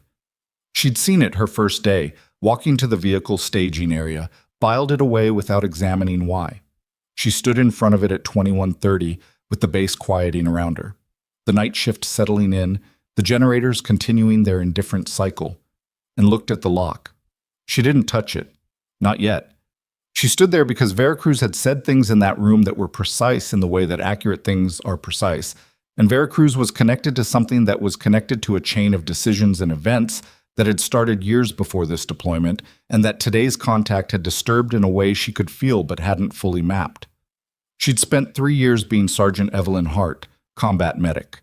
3 years of deliberate ordinariness, deliberate smallness, deliberate invisibility. She'd been good at it. She'd been very good at it. Until today, when a valley and 6 wounded soldiers and a set of ridgelines had required her to be something else. The thing about the door she'd kept shut for 3 years was that it was still her door. The things behind it were still hers. She hadn't stopped being what she was by choosing not to show it. She'd just chosen not to show it. She stood in front of the other door, the physical one in the northeast corridor, and thought about the intelligence building below. She'd heard it mentioned once, obliquely, in a communication she wasn't supposed to have access to, and had accessed anyway out of the habit she couldn't fully suppress. The building held records. She didn't know what records. She didn't know whether any of them were connected to her. She thought about Veracruz's precise voice, operating below your actual capability level. She thought about the operation that had ended 3 years ago, that had ended badly, that had ended with names deleted from rosters and people sent in different directions to become different people. She thought about the team, whether any of them were still out there being different people, or whether some of them had stopped being any kind of person. She thought about the fact that today's ambush had been structured, patient, tactical. The kind of structure that came from someone who understood how special operations units moved, what their patterns were, what their vulnerabilities looked like from a ridgeline, the kind of knowledge you'd have if you were working against people who used to be on your side. She raised her hand to the door and stopped, because at the end of the corridor, where the corridor turned north toward the sleeping quarters, Aaron Blake was standing. He had his arms crossed and his shoulder against the wall, and his face in the expression she'd given up trying to categorize, and he'd clearly been standing there long enough to have watched her stand in front of this door and not open it. "Don't," he said quietly. She looked at him. "Not tonight," he said. "Whatever's in there, tonight is the wrong time. You're running on 16 hours and a contact and a debrief and Mercer's surgery, and those are not the conditions under which you open a door that you can't close again." She looked at the door, at Blake, at the door. "How long have you been standing there?" she said. "Long enough." "Blake." "I know," he said. "I know I'm not someone you're going to explain things to. I know there are parts of this I'm not cleared for and probably never will be. But I've been doing this job long enough to know what it looks like when someone is standing in front of a decision that's going to change everything, and I'm asking you to wait until morning." She looked at the lock. "You're not going to tell me why," she said. "Because the why is the same as the what," he said. "Whatever comes next, it should come in daylight. Not because things are safer in daylight, just because you deserve to see clearly what you're walking into." A long silence. She lowered her hand. She didn't say anything. She walked past him toward the sleeping quarters, and he fell into step beside her without being asked, and neither of them spoke for the length of the corridor, and when she reached the door to Section C, she stopped. "The ambush," she said, without turning around. "The structure of it. The patience in it." "Yeah," Blake said. He'd stopped 2 steps behind her. "It wasn't random targeting. It was pattern-based. Someone studied this unit's movement before today. Intelligence could explain that. Intelligence or proximity," she said. "Someone who already knew the patterns." Blake was quiet. "Get some sleep, Hart," he said finally. She opened the door. "Blake?" she said. "Yeah." "Thank you." She said it without inflection, which meant she meant it. She went inside. The door closed behind her. In Section C, in the dark, she sat on the edge of her bunk and held her hands in her lap and looked at the floor. And what she was thinking about was not the ambush or the debrief or the door in the northeast corridor. She was thinking about the 7 months of pattern-based activity in this grid, the structured patience of it, and she was thinking about the operation 3 years ago that had ended with names removed from rosters, and she was thinking about the specific kind of tactical knowledge that today's ambush had required. And she was beginning to think that whatever was below the base in the intelligence building was not going to tell her something she didn't already suspect. It was going to confirm it. She lay back on the bunk without taking off her boots, stared at the plywood ceiling. The generators ran their indifferent cycle. Outside, the mountains sat in the dark, the color of things that didn't have the decency to change. She didn't sleep. Not really. She drifted in the way you drift when your body is exhausted and your mind has decided it has more important things to do than let you rest. Shallow, restless, full of half-formed images that weren't quite dreams. The valley, the ridgeline, the sound of the PKM going quiet.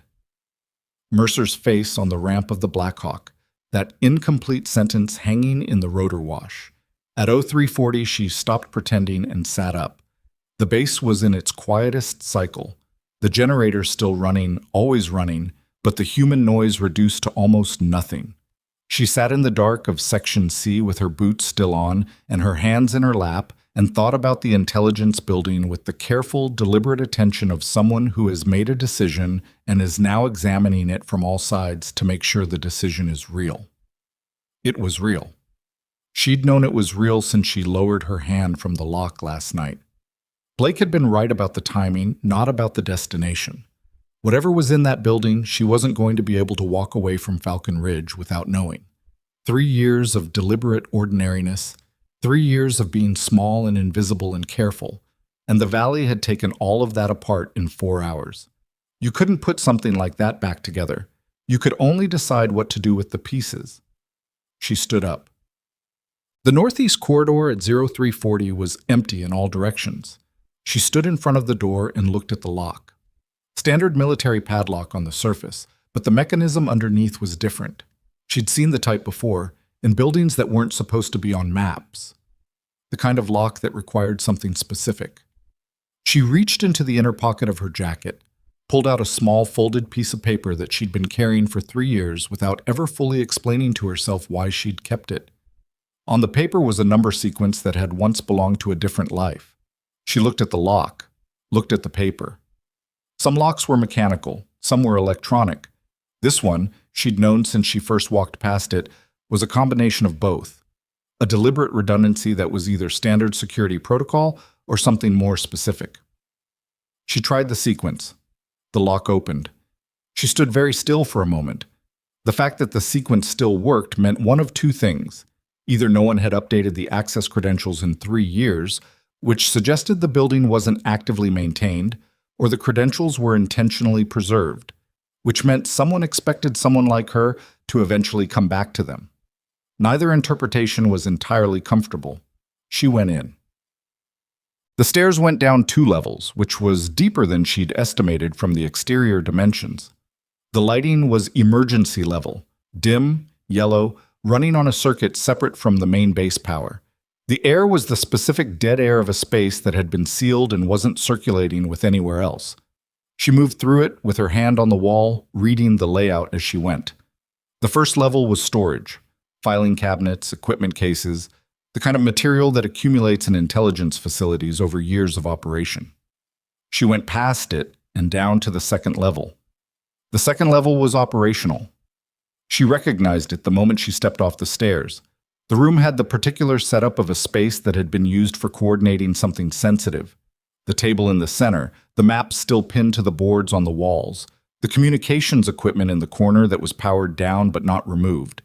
Someone had sealed this room and left it mostly intact, like they'd expected to need it again. She moved to the boards first. The maps were Afghanistan, northern region, the valley systems, the ridge lines, the patrol corridors. She recognized the terrain. She'd been moving through it today. But the maps were marked with overlays she didn't immediately recognize. Not standard military notation, but something else, something that used different symbols and referenced different reference points. She looked at them for a long time. Gradually, they started to make sense. Not because the symbols were familiar on their own. They weren't. But because the pattern they described was familiar. The same pattern she'd been reading in the incident reports on the flight in. The 7 months of structured activity in this grid. The patient, tactical engagement sequence that had culminated in today's ambush. Someone had been mapping it. Not recently. The overlays were dated, and the dates went back further than 7 months. Much further. She moved to the filing cabinets. Most were locked. The third one she tried opened with the same sequence as the door, which told her the whole facility ran on the same credentials, which was a security vulnerability and also the specific kind of detail that suggested this facility had been set up quickly by people who expected to come back soon and had not come back soon. Inside the cabinet, behind 3 years of accumulated paper, she found a folder with a designation that she recognized. Not her name. A code designation. The same code designation that had been assigned to Shadow Echo 3 years ago. Her hands were steady when she opened it. She'd trained herself out of the other option. The folder took 40 minutes to read. Not because it was long, it wasn't, but because she read it the way you read something that is confirming what you already suspected while also telling you things you hadn't known, and you have to keep stopping to let each new fact settle before you can process the next one. Shadow Echo. The operation. the betrayal that had ended it. She'd known the betrayal. She'd been there for it. Or rather, she'd survived it, which was slightly different. The operation had gone wrong in a specific and non-random way, the kind of wrong that only happens when someone on the inside provides information to people on the outside. 3 operators had died. The rest had been dispersed, their identities reclassified, their existence officially concluded. She'd known all of that. What she hadn't known was what came after. The folder contained post-operation analysis. Someone had kept working on Shadow Echo after its official termination. Not officially. Nothing in here had an official imprimatur. But someone had continued to follow the threads, and the threads had led somewhere that explained the 7 months of pattern-based activity in this grid. And they led somewhere that explained today's ambush, and they led to a name. She read the name twice, set the folder down, picked it up again. The name was not unknown to her. It was the name of someone who had been inside Shadow Echo, not one of the operators who died, one of the survivors. Someone who had been dispersed the same as her, sent in a different direction to become a different person. Someone who had not apparently chosen to stay a different person. Someone who had chosen instead to become something else entirely. She sat down on the floor of the intelligence building with her back against the filing cabinet and the folder on her knees and breathed in the dead air of the sealed room and stayed there for a while. She came upstairs at 0520 into a base that was beginning its morning cycle, the generators maintaining their constant note underneath the returning sound of human activity. The light outside the corridor windows was the flat gray of pre-dawn, the mountains invisible in the dark beyond the wire. Blake was in the corridor. He was leaning against the wall with a cup of coffee in each hand, in the specific attitude of a man who had been there for some time and had decided to wait however long it took. She stopped when she saw him. He held out one of the cups. She took it, drank. It was better than last time, which she hadn't thought was possible. "How long?" she said. "Since about 0400. He looked at her face. "Bad?"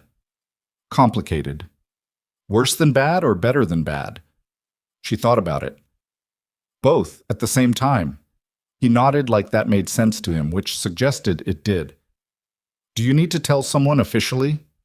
"Yes, but not Calloway." "Veracruz." "Veracruz." She looked at the coffee. "She's connected to the right chain. If what's in that building is what I think it is, she has the access to do something with it." "And you?" She looked up at him. "What happens to you," he said, "when you hand this over?" "Whatever it is." "I don't know yet." That's not reassuring. It's not meant to be. She held the cup in both hands. "Blake, the ambush yesterday. It wasn't random targeting, and it wasn't regional intelligence.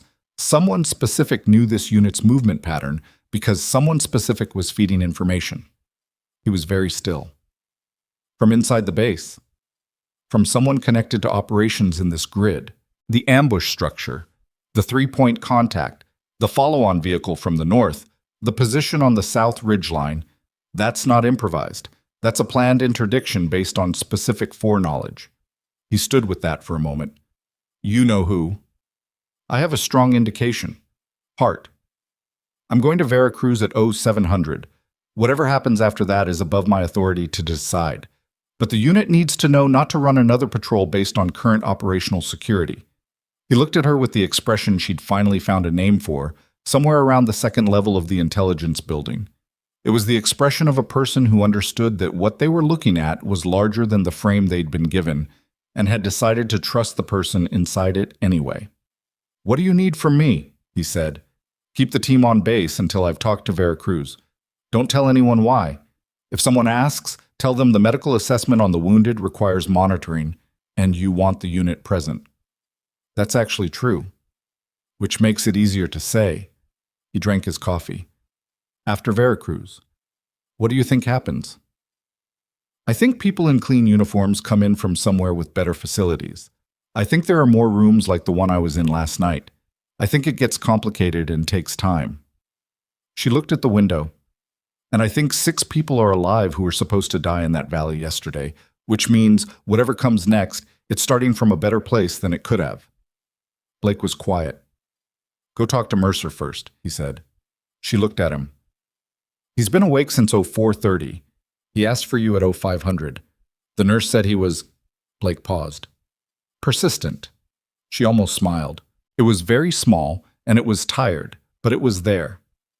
After that, Veracruz, Blake said.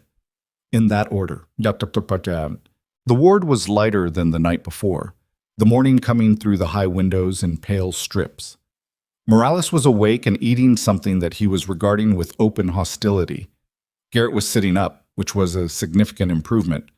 Paquetti was gone, discharged to quarters with instructions she'd written herself before the patrol. Mercer was sitting up too. He looked better than yesterday evening and worse than the briefing room, which was probably the appropriate place for him to be. His color had improved. The IV was still in, but the line was capped, which meant he'd been stepped down from continuous infusion. He was holding a tablet, but not looking at it. He looked up when she came in. She pulled the chair and sat down. Blake said you wanted to see me, she said. Blake talks too much. He does, she agreed. Mercer set the tablet down. He looked at her with the direct, specific attention of a man who had been lying in a hospital bed since surgery and had spent most of that time thinking. Veracruz came by last night, he said, after you left. What did she say?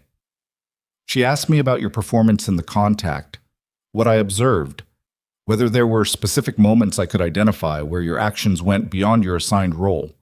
He paused. I told her I was unconscious for most of the critical period due to injury and couldn't speak to specifics. Evelyn looked at him. That wasn't entirely accurate, she said. No, he agreed. It wasn't entirely accurate. A silence. In the first bed, Morales had abandoned his food and appeared to be listening while pretending not to. Mercer, she said. I know what I saw, he said. I know what I heard on the radio from Falcon Ridge when I was in surgery receiving position. I know what the surgeon told me about the technique you used. He looked at his hands. And I know that I called you a liability 24 hours ago, and the person I described doesn't exist. The person I described is not you. You didn't know who I was? No, but I decided I did, which is worse. He looked up. I've done that before, with other people. Made the decision before I had the information. It's a common problem. It gets people killed, he said flatly. In this job, it gets people killed. Morales almost... He stopped, started again. Garrett almost died because I was running a patrol on a route I'd approved without fully hearing the objections. The valley was going to happen regardless of the route, she said. The ambush was pre-staged. They were waiting. Maybe, but the western alternate kept us off the main road through the narrowest section. We might have... He shook his head. It doesn't matter what we might have. What matters is that I made a decision based on who I thought you were instead of what you were saying, and those are two different things. She looked at him for a moment. For what it's worth, she said, I've made the same mistake. He raised an eyebrow. Not here. Other places. Other times. She shrugged slightly. It's a very human thing to do. The problem is what you do the next time. He was quiet, absorbing that. What's happening? He said. With Veracruz, with whatever you found last night. She looked at him carefully. What makes you think I found something last night? Because Veracruz came by at 2100 asking specific questions and then came back at 0500 asking different questions, which means something changed between 2100 and 0500, and you're the thing that was moving in that window. He paused. And because you came in here looking like someone who slept on a floor next to a filing cabinet. She looked at her jacket. There was, in fact, dust on the back of it from the filing cabinet. I'm going to talk to Veracruz at 0700, she said. What I give her is going to have implications for this unit's operational security and for the next set of patrols in this grid. You need to keep the team on base until that conversation is finished. Why? Because the ambush wasn't random. The ward was very quiet. Someone fed them operational information, he said. Not a question. Yes. Connected to this base. Connected to operations in this grid. Whether the connection runs through this base specifically, Veracruz will be better positioned to determine than I am.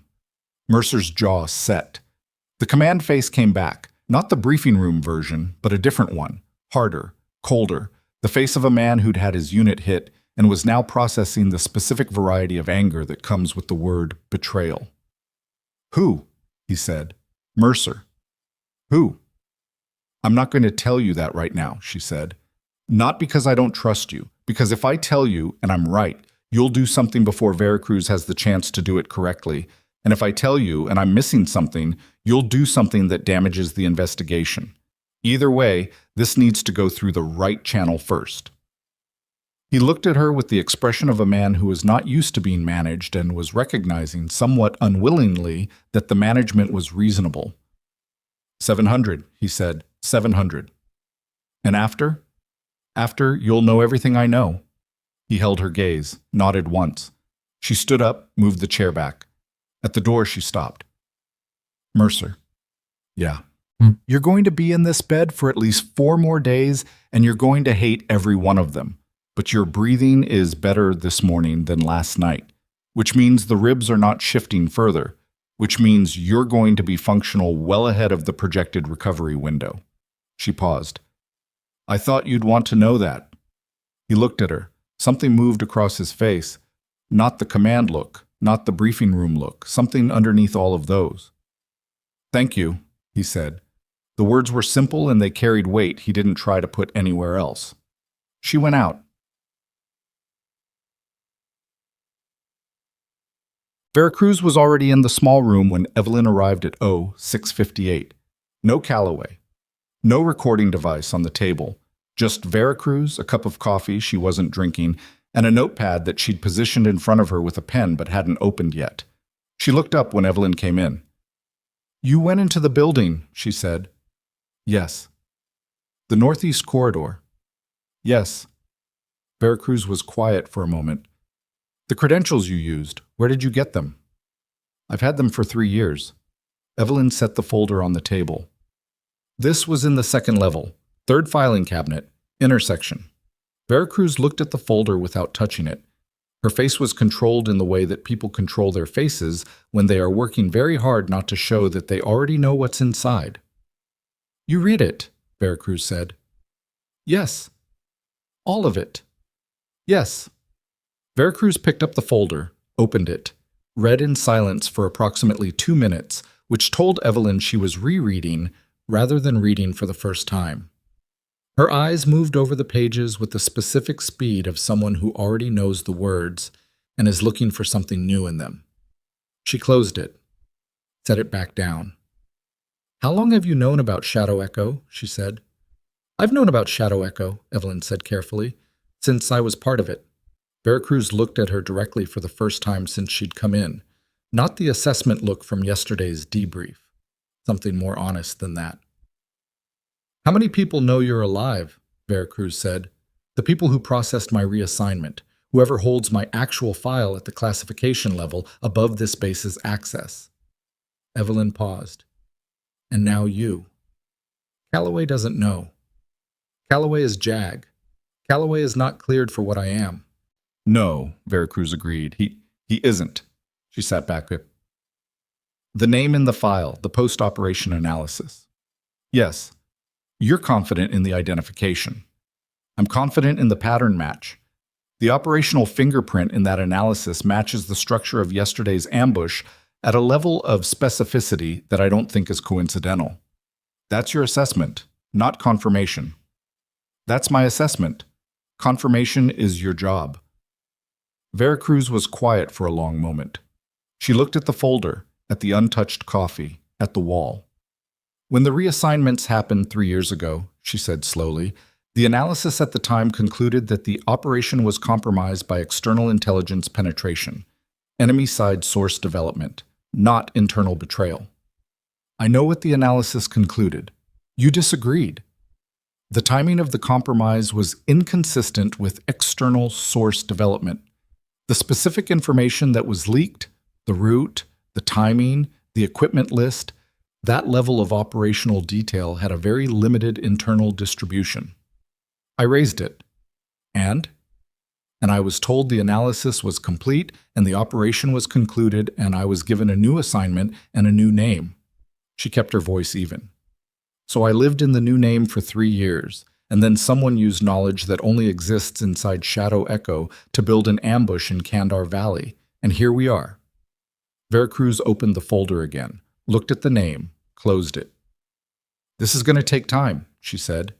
If this is what you're saying it is, if the identification is correct, time and resources and a chain of verification that goes considerably above both of our heads. I know. What do you want? The question landed simply, without ornamentation.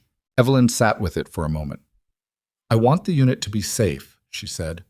I want the operational security on this base corrected before another patrol goes into that grid. I want the verification done properly so that if I'm right, it holds, and if I'm wrong, I know it. And for yourself. A pause. I want to keep doing my job, she said. Not hidden, not smaller than I am. I want to be what I am and do what I can do and not have to pretend otherwise. Veracruz looked at her for a long time. That's going to require a conversation with people above my level, she said. Your file is going to have to be restructured. Your assignment history is going to have to be reclassified in a way that allows you to operate without the cover constraints. I know what it requires. It's not a fast process. I've been patient for 3 years, Evelyn said. I can be patient a little longer. Veracruz picked up her pen, opened the notepad. Start from the beginning, she said. Everything. Shadow Echo, the operation, the reassignment, what you found last night, all of it. I'm going to need a full account. That's going to take a while. We have time. Evelyn looked at the notepad, at Veracruz's pen, poised and ready, at the folder sitting between them, 3 years of buried truth finally on the surface of a table in a small room in a forward operating base in the north of a country that didn't care about any of it. She took a breath, and she started at the beginning. Whoa. It took 4 hours. 4 hours of talking, of going back and filling gaps, of Veracruz's precise questions pulling at threads she hadn't pulled in years. By the end, the notepad was full, and Veracruz had made 3 separate phone calls on a secure handset she'd produced from somewhere inside her jacket, speaking in clipped sentences to people whose responses Evelyn couldn't hear. After the 3rd call, Veracruz sat very still for a moment. Then she said, "The name you identified. He was picked up 6 hours ago at a transit point in the south. They'd been building the case for 4 months. What you found last night gave them the final piece." Evelyn was very still. "He's been active for 3 years," Veracruz said, "selling operational intelligence. Shadow Echo wasn't his first. It won't be the last thing he answers for, but it's the piece that was missing." She paused. "You were right. 3 years ago, you were right." The room held that for a moment. "Okay," Evelyn said. The word was small and carried a lot. "There will still be a formal process," Veracruz said. "Depositions, verification. This doesn't resolve in a week." "I know. But the people who processed your reassignment have been notified that there is a credible source with direct knowledge requesting file restructuring. That process has been initiated." Veracruz looked at her steadily. "You're not going to be Sergeant Evelyn Hart, combat medic, for much longer." "What am I going to be?" "That," Veracruz said, "is the conversation that comes next, when the right people are in the room." What? The afternoon came in slow and heavy, the way afternoons came at Falcon Ridge when there was nothing immediate to do and everything large to process. She walked the perimeter of the base once, alone, in the way that she walked when she needed her legs to do something while her head worked. Blake found her on the 2nd circuit. He fell into step beside her without asking if it was all right, which she'd come to understand was how he operated. Not intrusive, present. There was a distinction. They walked for a while without talking. "Veracruz left," he said eventually. "I know." "She took the folder." "I know." "Calloway left an hour after her. Didn't say anything to anyone." "Good." They turned the corner past the vehicle staging area, the burned-out replacement for Raven 2, they'd brought in a different vehicle from a southern post, was parked at the far end. Someone had hosed down the bay. The smell of smoke was still there underneath. "You're not going to tell me what happened in there," Blake said. "Not yet. But it's moving." "Yes." "And the unit is safe." "The immediate threat is resolved. The longer-term picture is being handled by people with the right access." She paused. Don't run another patrol into Kandar for at least 72 hours. Tell Mercer when he's out of the ward. I'll tell him. They walked another 50 meters. What happens to you, Blake said. After the process. Whatever the process is. She thought about Veracruz's words.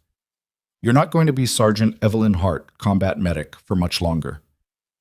I don't know specifically, she said, but I think, for the first time in 3 years, I'm going to be actually what I am, whatever assignment that leads to. Not smaller. She looked at him sideways. Not smaller, she confirmed.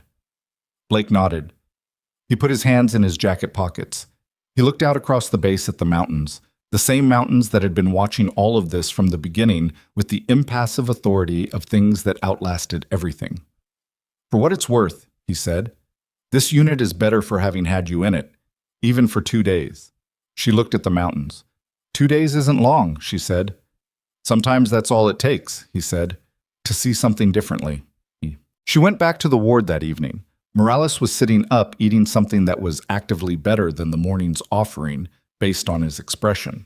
Garrett was talking to someone on a phone, quietly, in the specific tone of a person talking to someone they'd been worried about missing. Paquetti had come back to visit, sitting in the chair beside Garrett's bed with his wrapped arm resting in his lap, and he looked up when she came in with an expression that was direct and uncomplicated. Hey, he said. Hey, she said. That was sufficient. Mercer was in the fourth bed, sitting up straighter than yesterday, color better. The tablet was on the table beside him, and she could see from the door that it was open to patrol reports, which meant someone had made the error of giving him network access. He looked up. She pulled the chair and sat. 72 hours, she said. No patrols into the Kandar grid. He absorbed that. The situation you were handling. Being handled by the right people. The immediate threat is resolved. Immediate. The longer picture takes longer. That's how it works. He closed the tablet. You're not going to be here for the longer picture. It wasn't a question. He'd been running units long enough to read the shape of things. Probably not, she said. Reassignment. Something like that. He was quiet. He looked at his hands, at the IV site on his arm, at the window where the evening light was going the same gold it had gone yesterday, the same color it would go tomorrow, indifferent to what happened underneath it. I've been sitting here since yesterday thinking about what to say to you, he said. And I had something. I had it organized. And it doesn't fit anymore. You're not, I can't say it in the way I was going to say it because you're not who I thought you were when I was organizing it. He looked at her. I mean that as a statement of fact, not a criticism. I know. You're considerably more, he said, than anything I put in that room the morning you arrived. And I ran you through a standard reception that you were 10 years past deserving, and I want to be direct with you about the fact that I know that. She looked at him. You didn't know who you had, she said. That's not an excuse. No, but it is a reason. There's a difference. She folded her hands in her lap. Mercer, you have a good unit. They held together in that valley. They held together because of how you built them. Whatever you think about how yesterday started, the thing that mattered was how it ended, and how it ended is a function of how this team operates. We lost a vehicle and 6 wounded. And everyone came home. She held his gaze. In that valley, against that ambush, with what was staged against us, everyone came home. That's not nothing. He was quiet for a moment. No, he said. It's not nothing. She stood, moved the chair back. The ribs are going to ache for about 6 weeks after you're out of this bed, she said, especially in the cold. This country is cold. Don't let that convince you something is wrong when it's just healing. Heart. Sir? He looked at her with everything assembled. The briefing room, the valley, the ramp of the Black Hawk, last night, this morning, all of it, held in his face without the frame he'd had for it 2 days ago. Thank you, he said, for all of it, for coming back for me. She held his gaze. That's the job, she said. And then she picked up her kit and walked out of the ward into the evening light of Falcon Ridge, where the mountains were going dark at the edges, and the generators were still running, and the base was still making its sounds, and she walked back toward Section C for the last time, with her hands loose at her sides and her kit over her shoulder and something she hadn't felt in 3 years sitting quietly in her chest. Not relief exactly. Not victory. Something older and more durable than either of those. The sense of being, finally, in her own skin. She left Falcon Ridge at 0600 the following morning, on the same kind of Chinook she'd arrived on, carrying the same medical bag and the folder of transfer orders that Veracruz had left with her the previous afternoon. The orders were typed on paper that looked different from standard orders and had been signed by someone whose name she recognized from a chain of command that was not supposed to be visible in documentation. The base looked the same from the air as it had from the ground, which was how bases generally were. You had to be inside them to understand what they held. She looked down at it through the scratched porthole window until the mountains came between her and it, and then there was only mountains, range after range of them going south, bone-colored in the early light, indifferent and permanent and correct. She turned away from the window. She thought about the team she was leaving, about Morales, who would walk with a slight hitch for the rest of his life and would probably tell the story badly and often, about Garrett, whose lung would ache in cold weather, and who had said thank you to her in the ward with the specific sincerity of a man who understood what the alternative had been. About Blake, who had coffee waiting in the corridor at 0400 and asked the right questions without demanding the answers before she was ready to give them. About Mercer, who had organized something to say and then set it aside because it didn't fit anymore. She thought about the name in the folder, the person who had been Shadow Echo and had become something else, who had for 3 years been selling the past to people who would use it against the people it belonged to. That person was now in a room somewhere answering questions that were going to take a long time, and whatever he answered, it wasn't going to give back what he'd taken, but it was going to stop him from taking more. That was something. That was, in fact, the specific kind of something that was worth 3 years of deliberate smallness and 1 valley and 6 people who came home. The Chinook banked south.